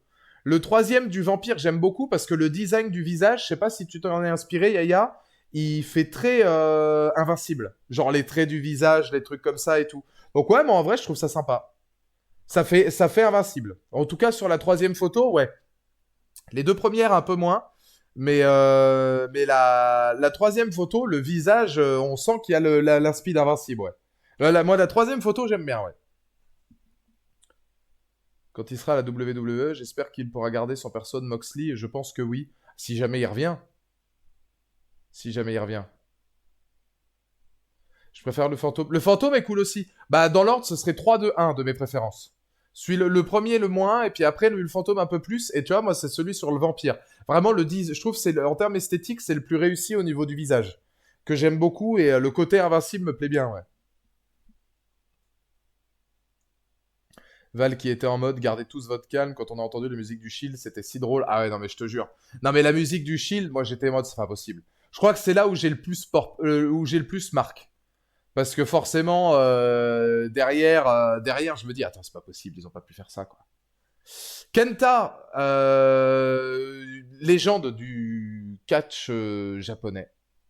Voilà, là, une légende absolue. Alors, oui, j'ai hurlé pour John Cena aussi. Ouais, j'ai hurlé pour Cena. Et Cena, on s'y attendait, mais j'étais tellement refait. Mais en fait, The Shield, je pense que j'aurais encore plus hurlé. Ça aurait été le mark time absolu en mode, mais les gars, vous pouvez pas faire ça, c'est pas possible, c'est pas normal. C'est pas possible. Non, Loot, qu'est-ce que tu fais, petite. Bon, oui, ça, c'est pas grave, trop grave. Je connais pas beaucoup le catch japonais, mais il y en a quelques-uns qui m'ont beaucoup, beaucoup fait aimer ce catch-là pour des points de vue iconiques, légendaires, où t'as envie de voir certains matchs, certaines oppositions, et où forcément tu vois un peu l'aura qu'ils ont donné. Alors, il y a eu évidemment lui, et puis Shinsuke Nakamura, j'aime bien aussi, bah, vous verrez qu'il est ensuite, hein, mais Shinsuke Nakamura, j'aime beaucoup. C'est le catch mexicain, je connais bien. Le catch japonais, c'est peut-être celui que je connais le moins, mais avec la New Japan, j'aimerais beaucoup, beaucoup m'y mettre, parce que je sais qu'il y a même des catcheurs non japonais qui font de la New Japan et qui en font des choses intéressantes. Mais lui, ouais, je le mettrais dans mon top 40, parce que de ce que je m'en rappelle et de ce que j'avais pu voir de lui en réapprenant un petit peu le catch à l'époque où je voulais apprendre, c'était quand même quelque chose. Ouais. Edge, bah Edge, il est toujours top 10 hein, pour moi. Edge dans ma tête est toujours top 10. Je suis pas fan de ce qu'il fait à la EW. Je suis pas fan du fait qu'il soit allé à la EW. Quelle est pour toi la plus grande rivalité de l'histoire? Oh, c'est dur.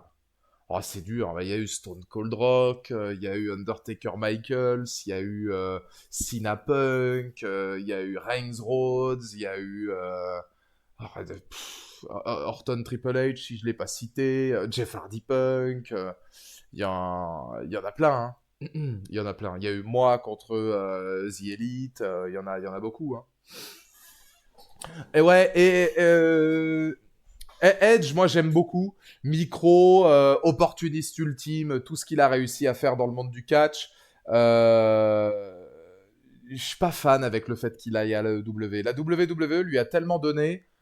Bon, je comprends l'idée d'aller là-bas pour affronter des jeunes, être champion, toucher un titre et affronter Christian parce que forcément c'était son pote. Ouais, moi je suis pas forcément hyper fan. Quand je vois ce que fait Orton maintenant, je suis d'accord avec Johan, il y a une différence de dynastie derrière. Edge méritait mieux que ça.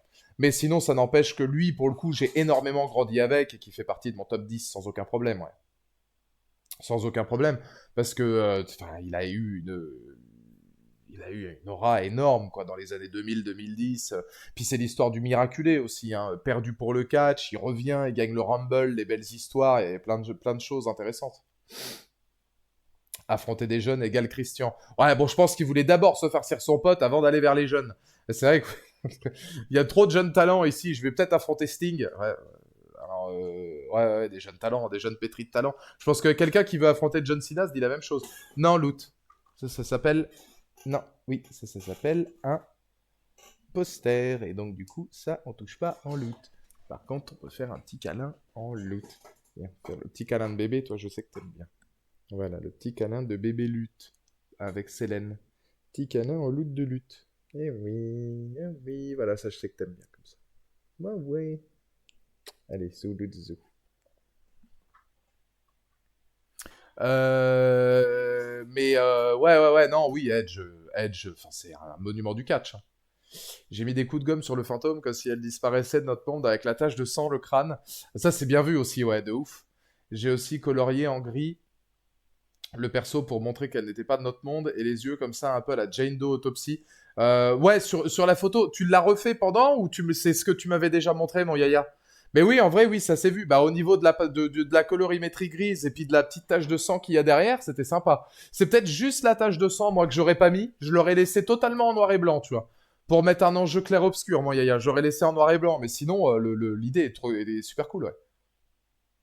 Tu as déjà joué aux jeux vidéo de catch? Ouais, les SmackDown versus Raw, j'en ai saigné pas mal. Eddie Guerrero. Ah, Eddie Guerrero parmi les idoles. Eddie Guerrero, j'adore. RIP aussi, hein, mais Eddie Guerrero, moi j'étais un gros fan, hein. Ah non, non, non, non, non, non, ça c'est ma décor. Ça c'est ma déco, donc non, si tu pouvais éviter. T'es en train d'essayer de... Non, viens. Non, ça il faut pas loot. Oh, c'est que ça va te tomber dessus surtout. C'est une fausse plante, donc je m'en fous, mais ça va te tomber dessus. Eddie Guerrero, ouais, pour moi, un personnage qui était larger than life. Tricheur ultime. Lui, il a donné tellement de choses au catch. Genre les gimmicks, les attitudes. Il y a tellement de choses que j'adore chez Eddie Guerrero que tu peux revoir en Rey Mysterio, Dominic Mysterio qui en reprend pas mal. CM Punk aimait beaucoup Eddie Guerrero aussi. Puis non! Loot, non! Non! Ben voilà, ça va te tomber. Allez, zou! Attendez 2 secondes. Je vais la remettre dehors là, parce que si jamais elle s'attaque à la plante, on est mal barré.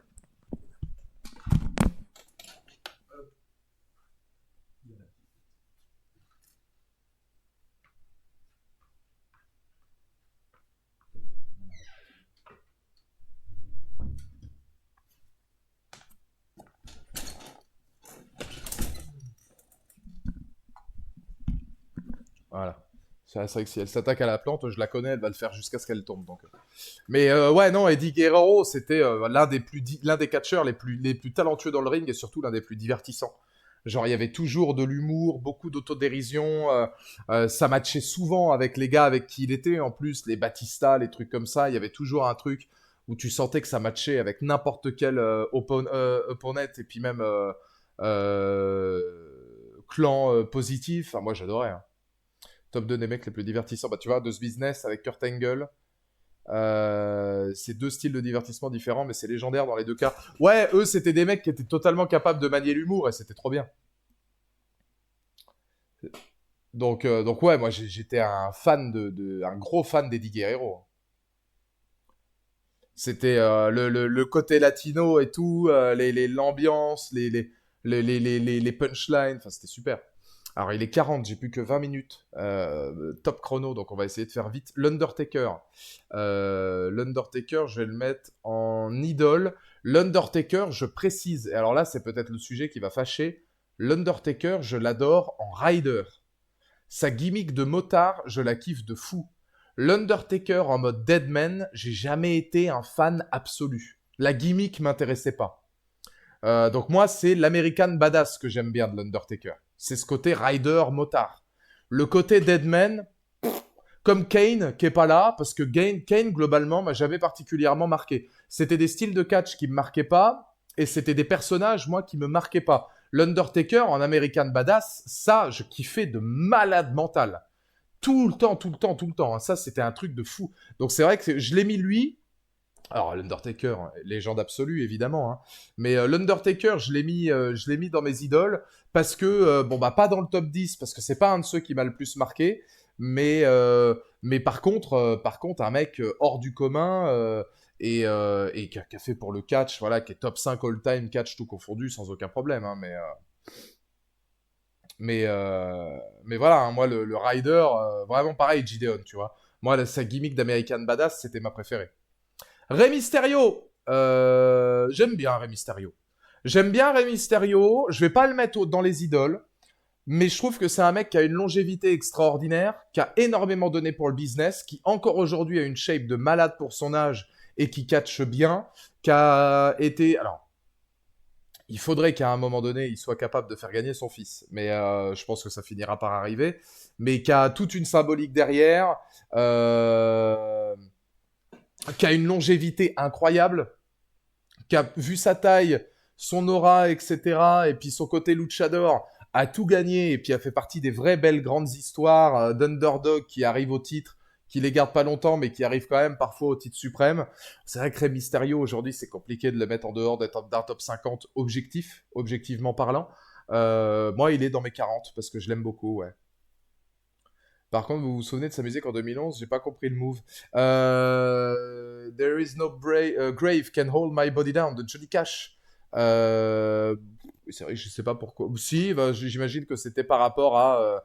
Il n'y a pas une seule tombe qui est capable de m'enterrer, donc en gros, je ne perdrai jamais. Donc en gros, bah moi, WrestleMania, c'est là et personne ne m'enterrera dans mon jardin. Moi, je l'ai pris comme ça. Mais c'est vrai que c'était étonnant qu'il utilise ça que pour 2 mois de temps, mais bon, ça faisait des belles entrées par contre. Rey Mysterio m'impressionnait toujours avec sa rivalité contre Batista. Le reste, c'est compliqué aussi. Rey Mysterio, la rivalité contre CM Punk était assez marquante. Hein.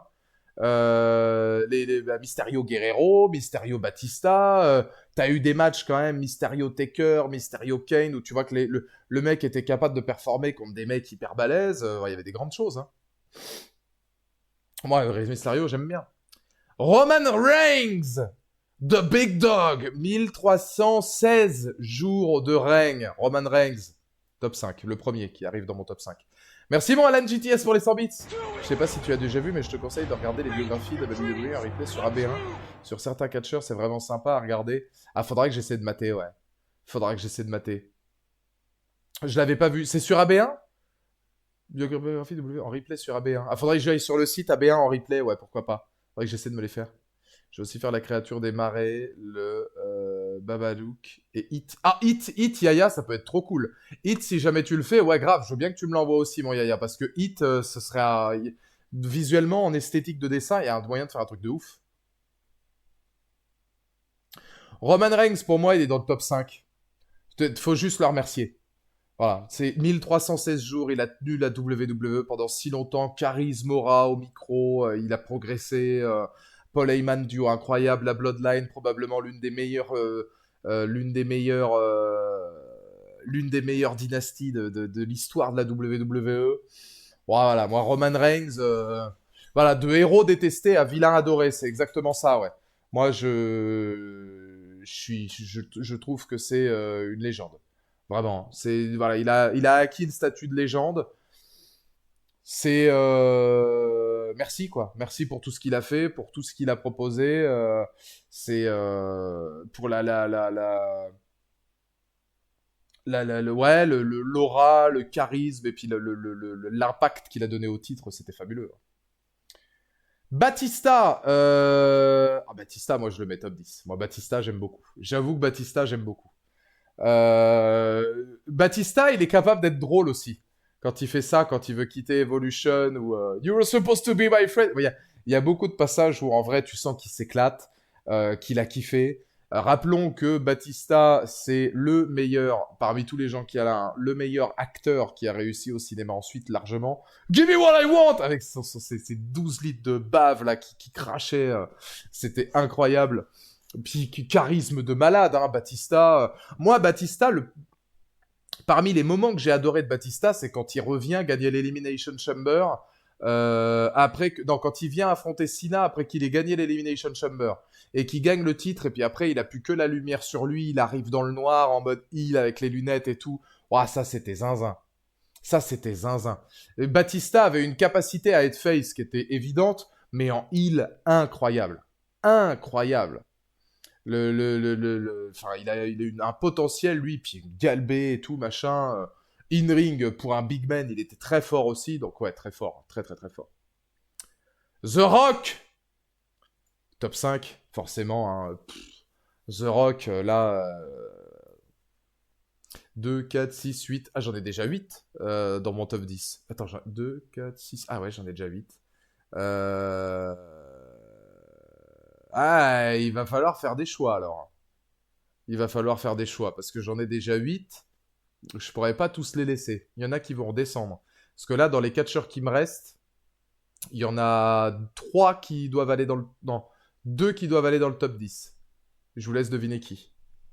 Mais oui, je préfère The Rock à Steve Austin. Ouais. Moi, The Rock, c'est l'exemple. Enfin, c'est le Brahma Bull. The Brahma Bull. Non, c'est le final boss. Ouais. The Rock, ça, c'est un monument. Enfin, voilà. Mec, fantastique, quoi. C'est bigger than life. Tout est bigger than life. Alors, autant lui, au cinéma, je l'aime pas. Autant en catch, oh là, ce qu'il nous a fait en heel, là, pendant la road to WrestleMania. Ah ouais, moi j'aurais... The Rock, pour vous dire, hein, j'aurais été à l'Attitude Era, j'aurais été un fan hardcore de lui autant que je suis de CM Punk maintenant. Ça aurait été mon héros. En heel, en face, tout. Hein. Je veux dire, c'était le mec... micro, qui est meilleur que lui, quoi. Voilà, c'est qui peut aujourd'hui dire je suis meilleur au micro que The Rock? Ou je suis égal à The Rock au micro? Il y en a quoi? Il y en a 4? The Rock, Chris Jericho, John Cena, CM Punk, MJF? Voilà. Je suis pas sûr qu'on puisse beaucoup en compter d'autres. Il y en a qui sont excellents, mais à ce stade-là, Stone Cold, enfin, Stone Cold, je le mets un cran en dessous de The Rock. Stone Cold, il est monstrueux, je dis pas le contraire, mais Stone Cold, en termes de micro et de prestance naturelle, je le mets un chouille en dessous. Je suis meilleur Ah, Benji est meilleur au micro que The Rock, ouais. Ah, Benji, ouais, il a... mais Benji, c'est la chanson française. Benji, c'est Benji. Non, mais ouais, non, mais enfin, c'est un fou. Austin, Punk, MJF, Reigns, Cena. Ah, pas Roman Reigns. Pas Roman Reigns. Roman Reigns n'a pas du tout le niveau au micro de The Rock. Il a beaucoup progressé, il est tout à fait crédible, il est bon. Elena, ouais. J'avais oublié, bah oui, Ellen Knight. Non mais Ellen Knight est meilleur au micro que The Rock, les gars. Ellen Knight est meilleur dans le ring que Shawn Michaels. Faut dire les choses. LA Knight est meilleur acteur que Joaquin Phoenix dans le prochain Joker. LA Knight est meilleur que Triple H dans le booking. LA Knight est meilleur que Conor McGregor à l'UFC. LA Knight, il peut pas être touché. Hein. Ah non, faut être honnête. Faut être honnête. Il est monstrueux. Attends. Mais oui, il est monstrueux, Stone Cold au micro. Je dis pas le contraire. Je dis juste que je le trouve, d'un point de vue subjectif, un chouille moins bon que The Rock. Ah, là, un tout petit peu moins. Et puis The Rock, c'est l'attitude, c'est la musique, c'est la prestance, c'est le truc, c'est voilà, c'est le folklore qui fait que je le préfère. C'est juste subjectif. Hein. Ric Flair. Bon bah dans les idoles, Ric Flair, légende vivante. Ah, moi pareil, je peux pas le mettre plus haut parce que bah je l'ai pas connu en live. Mais bon bah Ric Flair, c'est top 5 all time. Hein. Wouh, c'est genre le mec, quasiment tout vient. Enfin une grande partie de ce qu'on connaît du catch aujourd'hui vient de lui. Hein. Donc c'est voilà le Nature Boy, toutes les prises qui sont venues de lui, le, le, le, le, le, l'aura dans le ring, le micro aussi quand même, hein, lui parce que lui il était fort, hein, le côté bête de scène, bête de sexe et tout. The Rock au cinéma, il a jamais fait un bon film. Si, il a fait Infiltré et No Pain No Gain. C'est les deux vraiment que moi je trouve intéressants. C'est Hobbs Show parce que j'aime bien l'opposition avec Jason Statham, mais ça va pas plus loin. C'est les deux ont tellement un aura différent que ça aide. Mais j'ai un pote, il est débile. Il a goûté la nouvelle version de la chips la plus forte du monde. Ça allait encore plus hard que celle que tu avais mangée à Skip. Quand tu la manges, ta langue devient bleue. Ah, ça c'est la chips la plus salée, je crois, Yaya. Il me semble. Ou non, c'en est peut-être une autre. J'ai vu des vidéos qui circulaient il y a pas longtemps. La chips la plus salée du monde. Tu la manges et tu la manges en fait que t'en vomis. C'est pas que c'est fort, c'est qu'en fait, tu baves tellement et ça fait tellement un truc de merde dans ton corps que t'es obligé de vomir. Mais c'est, moi, ça, plus jamais je le refais. Plus jamais, jamais, jamais, jamais. Oh là là, ça a été dur, ne serait-ce que de boire du yop après ça, parce que boire du yaourt à boire, ça me redonnait en fait l'idée que j'avais bouffé ça. C'était une horreur. Une horreur. Shinsuke Nakamura, liked, j'aime beaucoup. Sous-coté, sous-utilisé. Je comprends pas pourquoi il a pas eu plus. Enfin, j'ai l'impression qu'à chaque fois, c'est, bah, comment dire. Ouais, c'est le mec. C'est le mec qu'on n'a jamais su utiliser quand il fallait. C'est le mec, à chaque fois qu'on lui met un grand retour ou autre chose, finalement, il repart dans la minecart et dans l'oubli. Je sais même pas ce qu'il a fait, la Battle Royale Andre the Giant. Mais enfin bon, c'est au point où il en est réduit, je trouve ça hyper triste. En quelques minutes, il a perdu. Ouais, voilà, donc tu vois, maintenant, il en est limite à Jobber Deluxe. C'est hyper triste parce que il avait un tel potentiel, il est tellement bon au micro, il a une belle gimmick, une attitude, mais bon. Non, c'est la nouvelle version de la chips la plus piquante du monde. À Skip, c'est 2 fois supérieur à l'ancienne. Oh, mais t'imagines? Moi, non, mais ça, c'est infaisable. Moi, ça, Et comment il l'a vécu, du coup, ton pote? Genre, il va bien, là, ou? Parce que, non, moi, impossible que je regoute un truc comme ça. Impossible. Quand Ric Flair prend sa retraite à WrestleMania 24, il est à peine plus vieux que The Rock actuellement. Ah ouais? Enfin, sa retraite. Il en est sorti 12 fois. Il a vomi, ouais, bah ça m'étonne pas. Il en est sorti 12 fois depuis, mais, mais ouais, non, mais je crois que The Rock, là, actuellement, il a l'âge de quand il a affronté Hulk Hogan à WrestleMania. Chose intéressante à vous dire aussi sur les shapes, etc., tu vois. Mais prouve que The Rock a une longévité de ouf. Dominique, putain, il me reste 8 minutes. Faut vraiment que je bouge en plus à 17, c'est chiant. Dominique Mysterio, liked.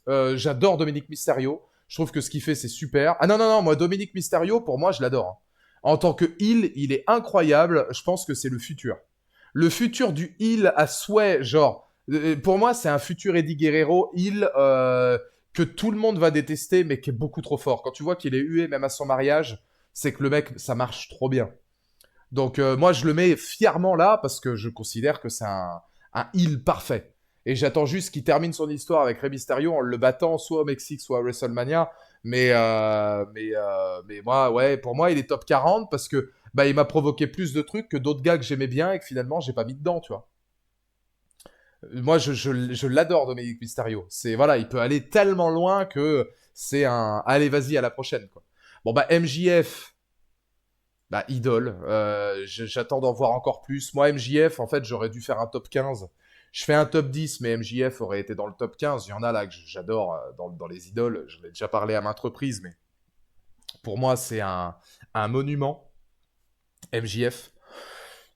Ouais, c'est le gars qui m'a bluffé à son âge, au micro, dans l'émotion, dans l'attitude, dans le mindset, dans le mind game, dans tout ce que ça propose, trash talker ultime, ouais. C'est un très très très très très futur grand catcheur. C'est ce qu'il a fait avec Adam Cole aussi, hein, évidemment, hein, et pas forcément qu'avec CM Punk, mais c'est à cet âge-là, c'est très fort. C'est lui a un futur de main eventer partout assuré partout où il sera. Puis c'est, enfin, ouais, c'est très fort. Puis le in-ring est très solide, en termes de charisme naturel, et puis au micro, voilà, très fort. Gunther, j'aime beaucoup Gunther, j'apprends encore plus à le découvrir au fur et à mesure. Lui, c'est... Gunther, si je l'aime bien, c'est pour son titre intercontinental, parce que j'aime beaucoup aussi son clan, avec Ludwig Kaiser et Giovanni Vinci. Je suis un immense admirateur de la shape qu'il a réussi à se donner.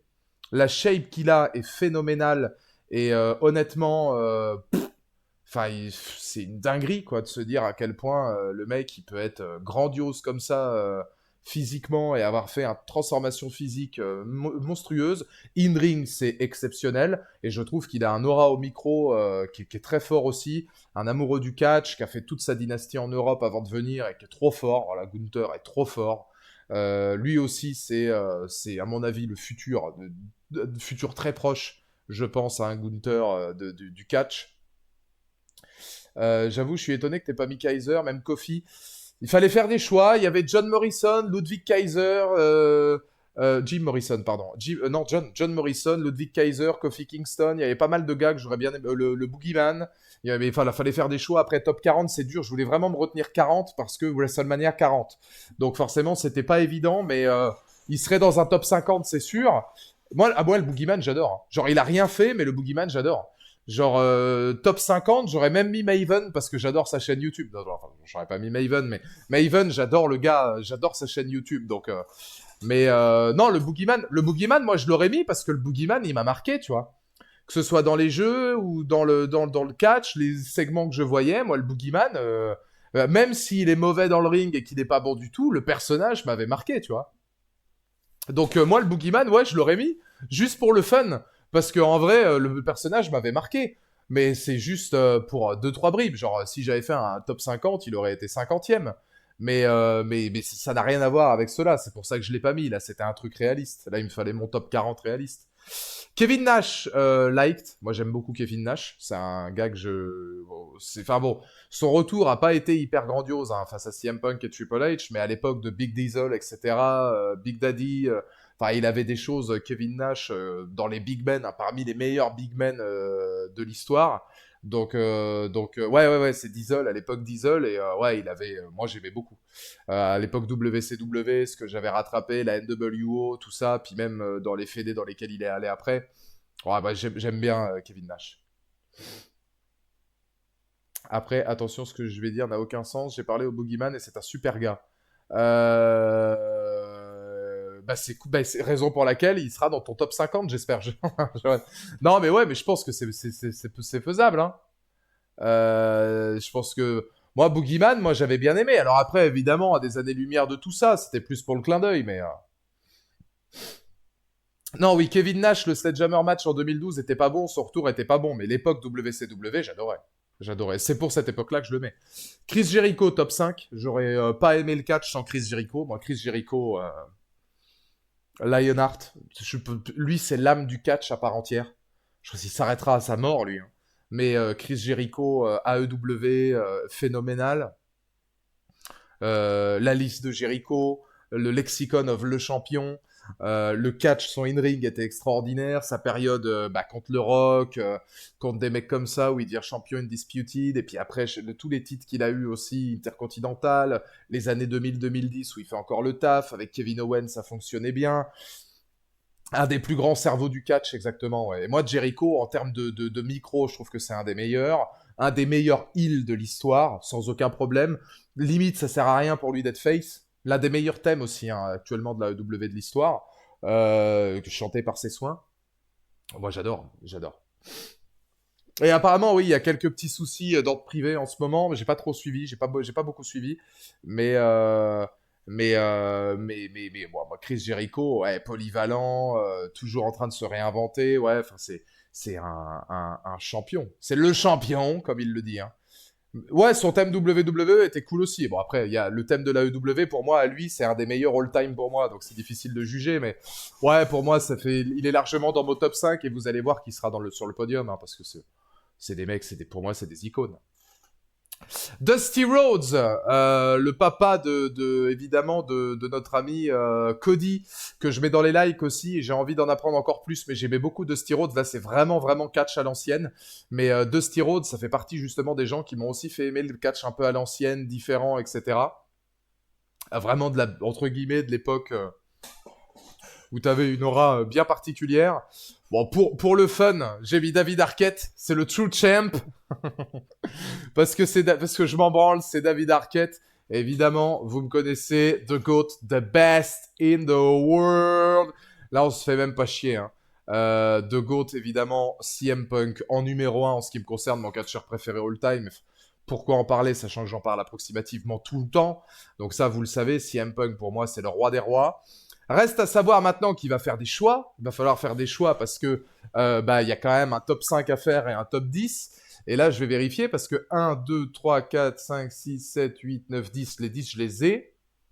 Et je sais déjà que Triple H va descendre et que Samoa Joe va monter parce que je préfère Samoa Joe. C'est que d'un point de vue subjectif, hein, évidemment. Mais Samoa Joe, pour moi, fait vraiment partie de mes icônes. Donc j'aurais mis Triple H un peu en dessous. Un peu... Alors, MJF, Triple H, je vais le mettre là, mise là. Faudrait que ma télé se laisse. Shawn Michaels, vraiment dans les... Tac. Darby Allin un petit peu avant. L'Undertaker, bon bah évidemment. Sting, là. MJF, Stone Cold, Drew McIntyre. Ouais, c'est pas mal. Jay Lethal. Après là, on a tous les liked ici.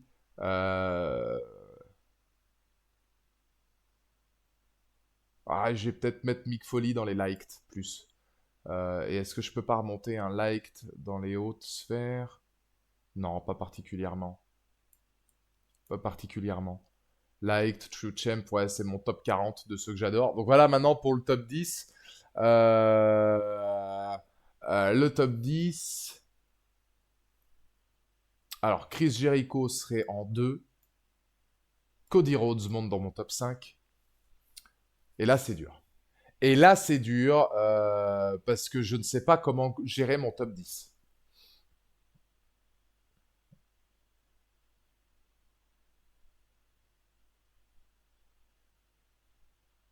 Moi, dans mon idée, je vais mettre The Rock en 3, Cody en 4, parce que j'aime beaucoup le côté indé, Rock en 5, Cena en 6,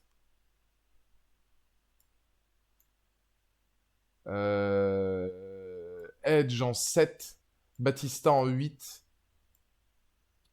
Orton en 9. Ouais, ça pourrait être un top 10 comme ça aurait de la gueule. Je suis en train de regarder, mais CM Punk, Chris Jericho, The Rock, ouais, ouais. Cody Rhodes, Roman Reigns, ouais. John Cena, Edge, Batista, Randy Orton, Samoa Joe.